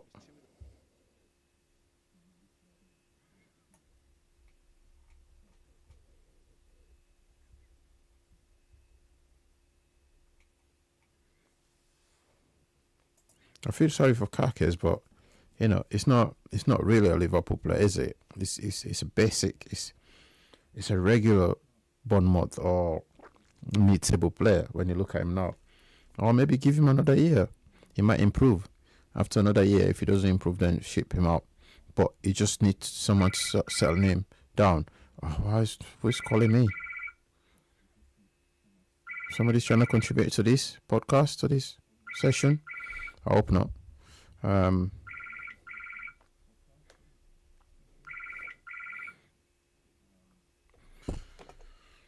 But yeah, he's not a Liverpool player at all. He's not fit to play for Liverpool.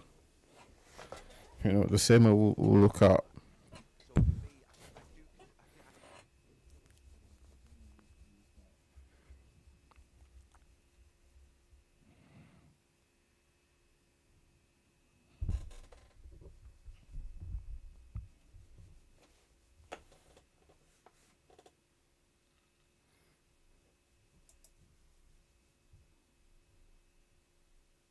Gary is right in what he's saying, but these players are not made to play for Liverpool, really.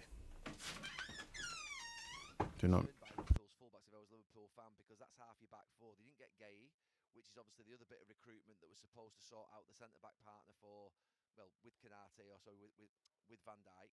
So for me, I think the Liverpool signings just haven't got going yet. Once Isak, Verts, if Frimpong and Kirkes have to settle in, if the left back doesn't settle in, it will be a problem.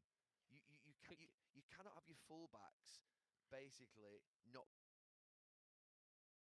being at a level. You just can't, or else you're going to concede goals. The thing I find strange about, Liverpool needs a left back. And to become first choice, let's not make no bones about it. Andy Robertson last year won the league title, played week in, week out at left back. But we've been in that position. You were watching a player almost just hanging on a full back. And it can be a position where you're exposed. Now, Kirkes is a far better player than Tsimikas. So you think Liverpool should be stronger in that left back area. What I'm surprised at is not that Kirkes is first choice, because I think that was right initially for him to come in. But Robertson's almost getting treated like Tsimikas, where it's like you never play. You only play unless the left back's injured, or you come on. I thought Robertson would play today. Yeah, maybe exactly. But I thought there would have been, and that was my point about bringing a left back in.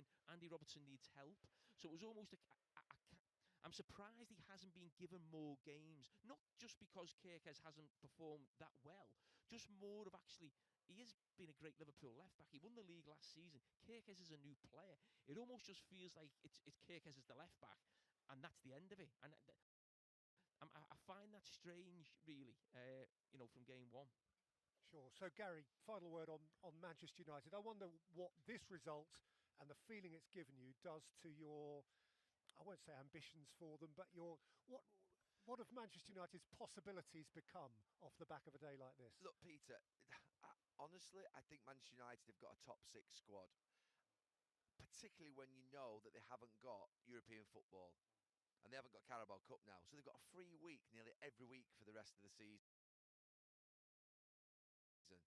So for me, I think Manchester United preparing with 3 weeks, with that amount of players in the squad. If you look at the 4 or 5 players they've got up front in Sesko, Cunha, Ahmad, and Burmo, Mount, Bruno behind them, and then them centre backs they've got Yoro, De Ligt, Maguire, Luke Shaw.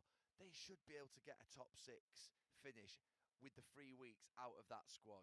So what I'm hoping out of today is, unexpectedly, United find themselves in the top half of the table. I wasn't expecting to be in the top half. I kept looking at thinking we're 12th before the game starts. To be in 9th tonight, honestly now we've got Brighton next Saturday at home and you've got Nottingham Forest away. Look, the big concern is the Brentford performance, where you go and do well against Chelsea and then Brentford comes.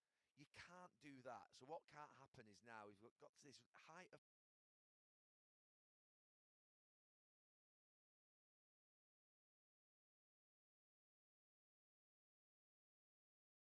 performance, and then all of a sudden Brighton ends up being a dip. So the next couple of weeks are huge, I think, for Ruben Amorim to start to build. Ruben Amorim's got to start trusting those players. I know we talk about trusting Ruben Amorim and him sort of being under pressure, and that's always going to be the case with the manager. But Ruben Amorim wants to be able to trust his players. I know he likes them, and I know the players like him. You can see that. There's no sort of players sort of like, losing the dressing room type stuff, which we have seen with United many times. There's no doubt those players admire their coach. They like him as a person. But they've got to start trusting each other. Trust the system if you're the players, but also Ruben Amorim trust his players that they can deliver consistently. So I'm just looking towards next week now. Enjoy tonight because it's one of the greatest moments you can have as a United player, coming winning at Anfield, and it happens rarely. So enjoy tonight. But honestly, lads, you've got to get back at it tomorrow morning. You've got to switch on and focus because next Saturday will kick you right where you don't want it to kick you if you're not at your best. Brighton are a good side. So really start to focus so hard on that in terms of everything that you do this week. Lovely stuff. I don't think that we need to do too much any other business. This was the story of the weekend. So maybe, Jamie, just before Gary finishes us off, you can tee up Monday Night Football. Yes, we've got Gary O'Neill coming on. He's obviously out of work at the moment, but he came on a couple of years. It was fantastic on the show. We've got, obviously, the game is West Ham Brentford. Nuno's first home game? Yes, so obviously we're going to look What a game. What a game this is going to be tonight. What a game. So that's something we might look at after, the game at 10:30, where the Premier League's going in terms of set pieces. I really want West Ham to win. I really want Nuno to succeed at West Ham. Long throws, Manchester United, today. And Forest get relegated. So we've got two teams like that. We'll obviously look at this. We look at the situation with Ange and Nottingham Forest as well. And we'll probably look at Crystal Palace and Bournemouth as that was a great game. That was a mess, wasn't it? Ange then having to go. They were always going to probably lose against Chelsea at home. So why not just sack him before the international break ended, rather than after the game yesterday? I thought it really strange that, and then the owner leaving the stand, 30 minutes before the end of the game, and then being sacked 19 minutes after a game. I just think there's a way to do it. I mean, the style differential between Nuno and Ange, we all said it at the time, couldn't have been any more stark. So how he was going to implement that change mid-season, I just think was really going to always be difficult. Look, I'm not saying that Ange, didn't need to go because of the results, and sometimes as an owner you've been in a position whereby you realise your mistake quickly and you make it, but just a little bit unsavoury, I felt, in terms of the way in which it ended up. Gary talking like he's going to sack people off on the spot. No, I mean, it wasn't necessarily the media or people like us question and supporters put that much pressure on, on the managing. You see him come out fighting, did you, in the press conference before the game, and in some ways I admire that, but you're bringing out, the Ange Postecoglou's lost 31 out of 50 in his last 50 Premier League games, so he doesn't like to look at that. He likes to look at the fact that they won, a trophy at Tottenham. That's a huge success, but there's other people looking the flip side of that coin as well. Really, it didn't feel like a great disappointment, and yes, it hasn't gone well, but maybe they've made the right decision, obviously, in their eyes, but it's going to be really interesting to see where they're going, because it looks like it could be Sean Dyche now. That shows how fearful they are of actually relegation, and that comes from the fact that Sunderland and Burnley are actually doing well and getting points on the board. That's the real worry in the Premier League this season for teams, that they could go down. That worry hasn't been there for the last couple of seasons, so it might be a case of bringing Sean Dyche. I agree. Sell the team. Forest. Obviously also plays into the fact that promoted teams are doing really well, which is great for the league, and I'm glad you're doing Palace and Bournemouth too, because don't hold me to that. That's whatever. Don't hold up. Right. Gabi Aboloho, Slam Beta and his lot.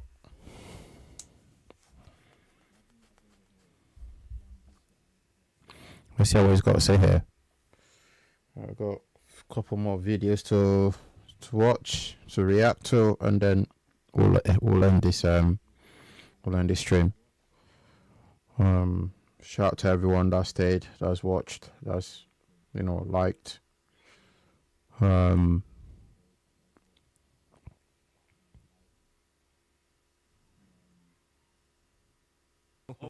Almost unthinkably, Manchester United taking all 3 points at Anfield, as some reckon Liverpool's bit might just have become a crisis.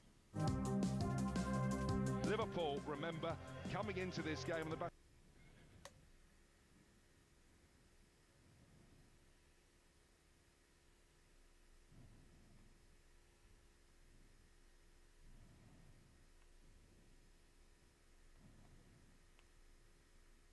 Wants to play every ball low.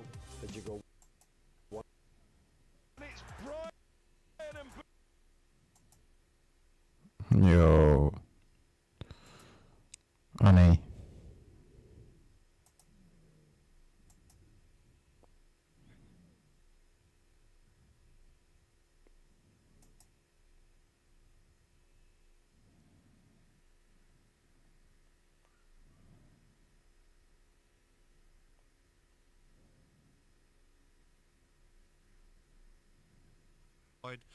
But yeah, Manchester United deserve credit.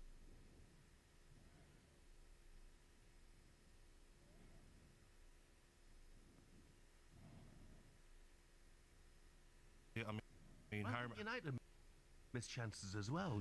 Yeah, but not as many as Liverpool. I mean, Bruno Fernandes has got to score that one, hasn't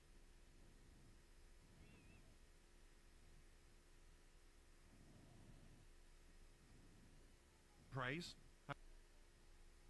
Haven't you, Jeff? You've got to, because of getting a result. Ruben Amorim. Gabby, was that the first time that we've seen the real Man United, or what Man United can be? You've got to give them praise, haven't you, Jeff? You've got to, because of getting a result there. But let's be honest, the chances Liverpool missed, Liverpool should have won the game. So, but it's hard not to give Manchester United credit. I mean, United missed chances as well. Yeah, but not as many as Liverpool. I mean, Bruno Fernandes has got to score that one, hasn't he? Where he hits the post, he can reverse it to the opposite corner. But Gakpo hitting the post, was it 4 times? That one that Salah missed, where he just got to guide it into the bottom corner, he hits it wide. But yeah, Manchester United deserve credit because they showed fight yesterday, which is what their fans want to see. Yeah. Afterwards, I was a bit shocked by Arne Slot, to be honest, saying you know that Manchester United are just a long ball team. It's just a team that kick it long. Smelled a little of sour grapes. I don't think they did. I think they played some lovely stuff into Mbeumo, Cunha and Mount. Fernandes was getting on the ball as well. And what do you expect anyway them to do when they go into Anfield? They're not going to be open and try and play risky balls. So very odd from Slot. He's got that in him, Arne Slot. He's got a bit of bitterness when he loses. Yeah. I've got a text in here. It's anonymous just as well. You're forever telling me how brilliant Liverpool are and how terrible Manchester United are. What was the score from yesterday? Well, I was being ridiculed because I suggested that Man United were going to finish 4th. I know. So I've no idea who that is aimed at. But as far as Liverpool are concerned, well, what the heck's happening? I think the biggest problem for me is definitely at the back. I mean, if you look at the Mbeumo goal, it's like Van Dijk wasn't warm yet. It was like he wasn't ready for the start of the game. I mean, he just jogs back, doesn't realise that players might run behind him. Then Kanate's got to come over. Just calamitous at the back, Jeff. Salah's not firing. I mean, Salah and Isak have got no relationship at the moment. Whenever Salah's trying to put him through, he's not making the runs. Then Ekatike's on the bench, should he have been starting? I think they've got a problem there, Jeff. It just seems a bit not working at the moment for Liverpool. Yeah, and none of the signings, in truth, have really come off. I mean, you mentioned Salah there. Is it time to leave Salah out? I couldn't believe they kept him on for 85 minutes yesterday. I think it is. I think you have to be honest. He's not performing. He's not offering much defensively. And yesterday, Jeff, he kept on cutting inside and trying to force passes that weren't on. You know, Manchester United never left space in behind. He kept trying a little dink pass in behind, which maybe with a high line would work. But he's not looking like the player last season. There's no harm in bringing him out And do you play Frimpong on that right-hand side? Do you get Ekatike do a job on that right-hand side? Whatever it is, you can't keep playing a player who's not performing. Yeah. We mentioned the signings, and obviously a lot of the focus is going to be on Alexander Isak. Yeah. Hasn't scored a league goal yet, a Premier League goal for Liverpool. On the final word, former Premier League manager Alan Pardew made a scathing comparison. This Isak one, I just wonder whether this is going to mirror Torres. Remember when Torres went to Chelsea? Yeah. And we had, it was absolute phenomenon at Liverpool. And everyone thought when he goes to Chelsea, it will be game over, yeah. It'll be game over. And it just didn't kind of pan out. He obviously still won the Champions League medal, but in terms of, Isak, is he going to be the new player that we see at Newcastle, transferred to Liverpool, or are we going to see a different Isak? At the moment, obviously, he's probably not match fit, so it's a little bit unfair to judge him. But at the moment, slow start. That's how you have to say that. And Wirtz, of course. Yeah, I mean, slow start, but it's way too early to judge him, isn't it? Too early. Give him a chance. I mean, Wirtz as well. It's a different league for Wirtz. He's going to need time to adjust. He's not turning in space now in the Bundesliga, where he's not getting strong top defensive midfielders. The Premier League's the best league in the world for a reason, Jeff. But going back to Isak, has Slot got a problem though? Because Ekatike looks to me, Jeff, like he's got the arrogance of like, I'm better than Isak. I should be starting games. Yeah, well, he looked at when he came on. Exactly. He gave them a sort of different dimension. I thought, I'd agree with you, mate. He looked a better player of the two. Yeah,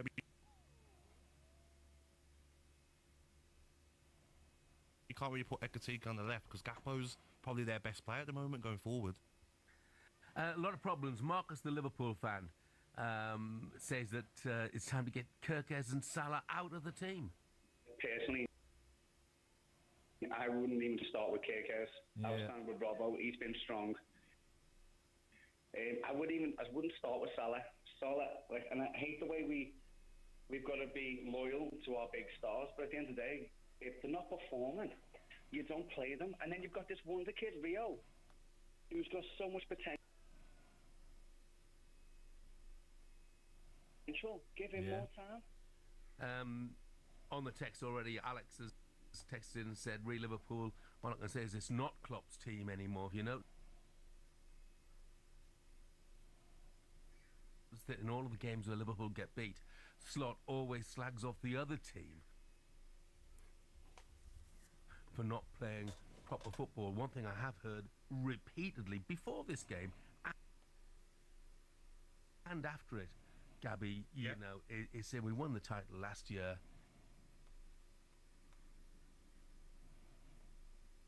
because it was Jurgen Klopp's team, and suddenly the first time Arne Slot's coming in for a bit of flack. And it's deserved. I mean, four losses in a row. Diaz is in the form of his life at Bayern Munich, by the way. He was unbelievable against Dortmund. And you look at that decision to let him go, and you spend 115 million on Wirtz, who's not working. That's got to be questioned. And he has to be judged, Jeff. The money he spent, and it's not working 100%. Even going back to Mo Salah, I really do think he should be dropped, because 7 games without scoring a non-penalty in his career is like a record for Mo Salah. Never happened. Yeah. He's fluffing chances, Jeff. He's snatching at chances, which you don't expect from Mo Salah. That 1 second half, when he received it, I'm thinking, if you see the replay, just got to side foot it. Oh. And the goal's open on the opposite side and swings a foot away. That's not Mo Salah. No, it isn't. I mean, look, he's been through patches before, and I'm sure he's going to come good again. But Liverpool have got a heck of a tough run, by the way. I mean, an incredibly tough run coming up. Sometimes, our listeners do make me smile. I don't think it's a smile, maybe it's a grimace, I'm not sure. I mean, David Marshall has texted in to say, your hatred of Arsenal is blinding you to the fact of how good Arsenal are. Have we mentioned Arsenal in 14 minutes of the show? No, David, maybe you got the wrong show that you're texting at the moment.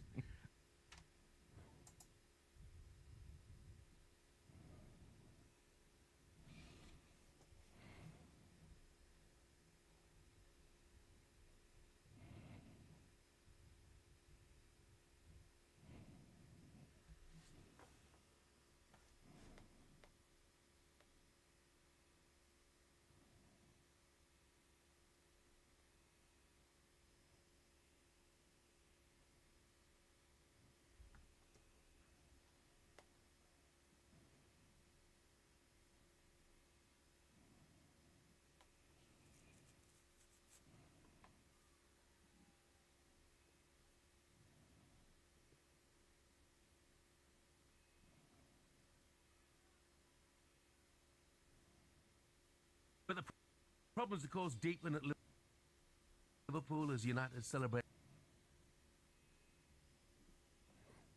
their first victory at Anfield since the Louis van Gaal era, 2016. You'll hear from Ruben Amorim speaking to Alex Crook in just a moment.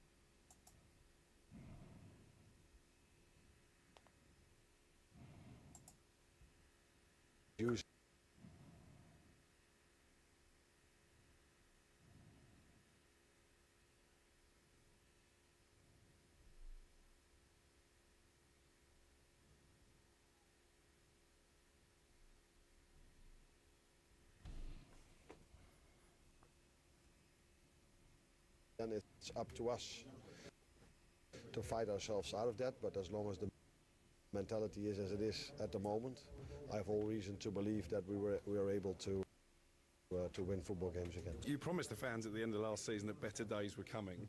Was that your best day as Manchester United manager today? I think it was. If you see our fans, and they are amazing, the way they even fight in the difficult moment when Liverpool is winning titles and we are suffering, to see them singing during the games and being here, it's so important for me because they always support me. But the best I can do is to tell them to forget this game. This is in the past. Enjoy today, but tomorrow let's focus on Brighton. Blimey, that's an interesting theory. Gabby, forget this game. I would be saying to them, remember this game. Exactly. This is the kick-starting of your season. 100%. But can we go back to Slot? How dare you say that the goal shouldn't have been given? Van Dijk accidentally elbows McAllister. Play on. Play on. Yeah. I'll get it if it was like 3-4 minutes and he's still down and play's been carried on. 100% goal. Yeah, and it's interesting that in the immediate aftermath yesterday of the defeat, speaking on TV, he said that's not the reason we lost. Well, why bring it up afterwards then? Yes. Anyway. Definitely. Yeah, it was a little difficult situation for the managers. Just seen his side beaten by their arch rivals and their fourth defeat in a row. Let's just remember, I know Liverpool fans will say it's Jurgen Klopp's team, but it was Arne Slot who was in charge when they won the title last year. Let's concentrate on Manchester United for a moment, though. Let's bring in a very happy United fan. He's also TalkSport's chief football correspondent, Alex Crook. Morning, Crookie. Good morning, Alex. It certainly is a very fine morning, isn't it? Good morning, boys. Yeah. Is this a turning point for Man U then? Does this kickstart their season? Are they back? Listen, I'm not going to come out and say as the headphone falls out, they're back, because I've made that mistake before. There have been so many false dawns, haven't there, over the last decade or so since Sir Alex Ferguson retired. But it did feel like one of them games. Statement victory Yeah. for Ruben Amorim. The first time he's won back-to-back games as a Premier League manager. He's been in situ, of course, almost a year. First win, as you've said, Gabs, in best part of a decade at Anfield. And I think there were a few eyebrows raised when the team sheets were handed in. No Benjamin Šeško leading the line, despite the fact he scored 2 in his previous 2 games. Harry Maguire preferred to Lenny Yoro. But you have to say, both those decisions paid off. And it was a brave performance from Manchester United. Having taken the lead so early, it would have been easy to sit back. But they kept probing, particularly in that first half. I thought Cunha was absolutely sensational. I thought at one stage there was a rule that a free kick couldn't be given for a foul on Matheus Cunha because he was kicked all over the park, but he didn't react to it. He kept going. And Bumo, brilliant again. As you've said, Maguire, a real redemption story. I spoke to Bruno Fernandes about Manchester United's match winner after the game, and even he said that Harry Maguire's had a roller coaster Manchester United career. What character to come up with such a big goal in such a big game. It will go down in folklore. I think even Diallo, a right wing back, he done well, didn't he? Some of the tackles he was making defensively, getting forwards. But they've got to back this up now, haven't they, Crookie? You know, because they haven't got a good record against Brighton, especially at Old Trafford. So they've got to win their next game. No, I was worried about this run of fixtures, Gabs, because you said they've got Brighton at Old Trafford, who've become a bit of a bogey team for Manchester United in recent seasons. Then they go to Forest. I did say last week Forest were likely to have a new manager in situ by then. That'll probably be Sean Dyche, so that's not going to be easy. And then Tottenham, and of course Tottenham beat United 4 times in all competitions last season. But this should be a springboard. It should give confidence and belief now. And I've got to say, I've been critical of Ruben Amorim at times. The match-going Manchester United fans have largely been behind him, and they were singing his song with gusto at the end of the game. Yeah. I mean, Harry Maguire's shown so much bottle, get his head down, battle his way back, and ignore all the flack. But another player who's had a very difficult time at Manchester United, who I think we're seeing the re-emergence of, I certainly hope so, is Mason Mount.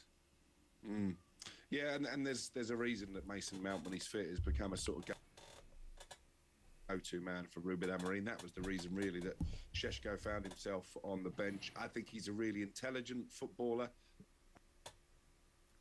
I agree. Mount plays this system really well. He is not afraid to get stuck in. He does his defensive work, and it's never been about lack of ability when it comes to Mason Mount. It's been the lack of ability to stay fit, really. I was at the derby at the Etihad last season when he was forced off after 5 or 6 minutes. He was practically in tears. He's got that number 7 jersey, which could weigh heavy on some players, but again, I think he's got the right mindset, and he wants to be a success at Manchester United. And you know what we're seeing the fruits of now, Jeff and Gabby, is the fact they cleansed that dressing room in the summer. Obviously, Garnacho was hauled off early for Chelsea at the weekend, not going well for him there. Marcus Rashford out on loan at Barcelona. Anthony is gone as well. And I think what he has got now, Ruben Amorim, he's got a dressing room that are invested in what he wants to do, and they have weeded out the bad eggs, and hopefully performance will turn now. It's incredible though, isn't it? 2 points behind Liverpool, and you look at the difference in ability in the squads. What did you think of Liverpool, Crookie? Because for me, Salah doesn't look at it. Defensively, so poor. Midfield, McAllister, I didn't think he was at his best yesterday. They've got a lot of problems, haven't they, Liverpool?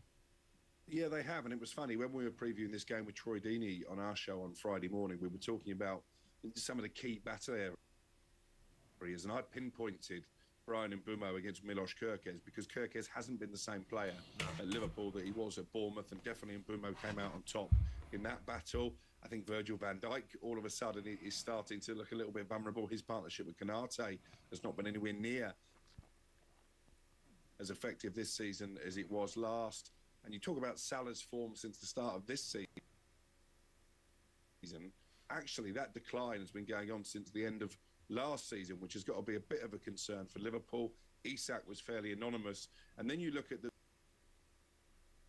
the way they ended the game. It was basically 4-2-4 at the end, and it left them so open on the counter-attack. I don't think it's unfair to say that Arne Slot at the moment is struggling to fit all of his new signings into the team. The one player I thought did do well, actually, and improve their performance was Florian Wirtz. He's obviously had a lot of flack. He still hasn't got a goal or an assist, but he basically did make their equalising goal. So that's one ray of light. But it's going to be difficult, isn't it? They're, 5 points behind Arsenal now.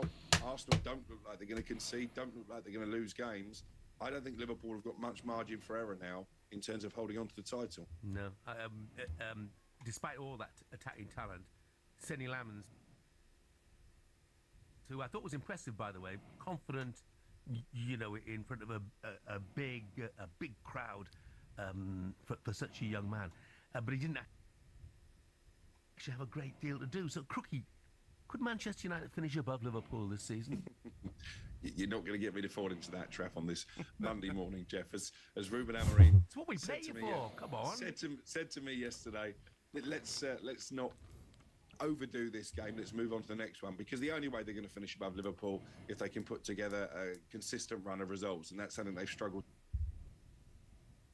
to do for the past couple of seasons. But there's an opportunity. If you'd said to me, even a month ago, if you'd said to me, well, you're going to get just after the international break and you're only going to be 2 points behind Liverpool, I'm not sure I would have believed you. And actually, I was mocked a bit because I said United could finish 5th this season. I said they could get in the Champions League. They're not that far away now. Yeah, so did I. Mm. So I gave them 4. Okay, so I'll be back. Is that correct? That's what he's saying there. That's what he's saying. Yeah, that's what he's saying there. Thanks very much indeed. Cheers, pal. That's what he's saying. We're back. United are back. If you're predicting a top 4 finish there, I actually predicted last night that we're going to win the league. Must be crazy. Must be off my head, mate. But I think I'll leave it at that for today. Thank you so much for watching. And let me know what you think in the comment sections. Shout out to everyone. Shout out to United. Shout out to Ruben Amorim. I don't like the guy. I don't think he's the manager for me. But you won yesterday. Tactics went out of the window. There's no, I don't want to hear anyone telling me that was the Ruben Amorim ball. It wasn't. That's just how it is. It's the big games. It's the rivalry. Everything that comes with that game. You know. That's why we won that game yesterday. The player had to give everything for the shirt because it's red versus red. It's the Northwest biggest derby probably in all football. After Real Madrid, maybe. But in England, yeah, it's still the biggest rivalry. It's still the biggest one you can think of. Even though United are not the best, Liverpool. This game yesterday kind of reminded me of when we played Manchester City last season and we beat them. Manchester City were not at their best. And we went there and we got results from them. But then we finished 15th. This is what I hope we don't fall into the same trap. Because Liverpool were not at their best, but then we took advantage of them and we beat them. And we can't tell ourselves that, yeah, we are back, we're on the right track, because I don't know why nobody's mentioning it. As I said before, it's our old Manchester City versus United game last season. But then after that, Tottenham beat us 4 times in a row, and we have them. There'll be, I think we've got Brighton, Everton, and then Spurs or something like, or Forest. So we got some serious games coming up. But with that being said, I'll leave you at that. Back-to-back wins. Shout out to Harry Maguire. Shout out to Mbomo, Cunha. The rest of the lads yesterday that for Ahmad. Even Messi Mount, Sesko, when he came on, he was good. My boy Kobe. Shout out to Kobe Meno. Harris's boy. As you can see there. He's got his scarf. Can you see it? Yeah, he's got his scarf. For Kobe. Shout out to Kobe Meno there, right there. He came on. Ugarte as well, not too bad, even though he wasn't so impactful yesterday. Bruno, it's not a shout for Bruno for me, even though he made the goal, but overall it was pretty poor yesterday. But yeah, Sane Lemons, yeah, that's my keeper, that's my keeper. So shout out to the guy, shout out to the United team, and we win our next game. We'll be top four. You can't stop us now. We're back. Well, I just said that, contradicting myself. But it gets you a little bit excited, you know what I mean? To see the team win the way we are winning, the way we're playing against our biggest rivals, top 4 team. I think Arsenal survived that one, but the next time we play Arsenal, I reckon this team will be Arsenal. Anfield, Emirates. I reckon that would happen. Because now, if we got rid of playing from the back, that bullshit where team can press us and win the ball and put us under pressure, because we've not got the defenders to do that, to play from the back. We've not got the players to do that. And because when team presses you, you panic and you lose the ball. The next thing you know, they're going to score. So let's just get rid of that for now until everything is settled. Lamens seems really good at directing the ball up top. To our striker, who is, a tank. And he wins every single ball, and he can hold the ball up top. That's what we need to do. And that's why Liverpool struggled yesterday to play against us, because they couldn't press. There was nothing to press up top. There was nothing to press against us. The ball was going in their own half straight away. As soon as we get the ball in their own half, long ball. I don't care how we win. Just win. I don't even care about good football. We just want the 3 points. 3 points, that's what we want, please. Against Brighton next week or this weekend coming. Yeah? Well, see you guys soon. Thanks for watching. Thanks for sharing. Thanks for liking. Thanks for the subscription. And thank you for clicking on that notification button. CR7 Igalo, we're out.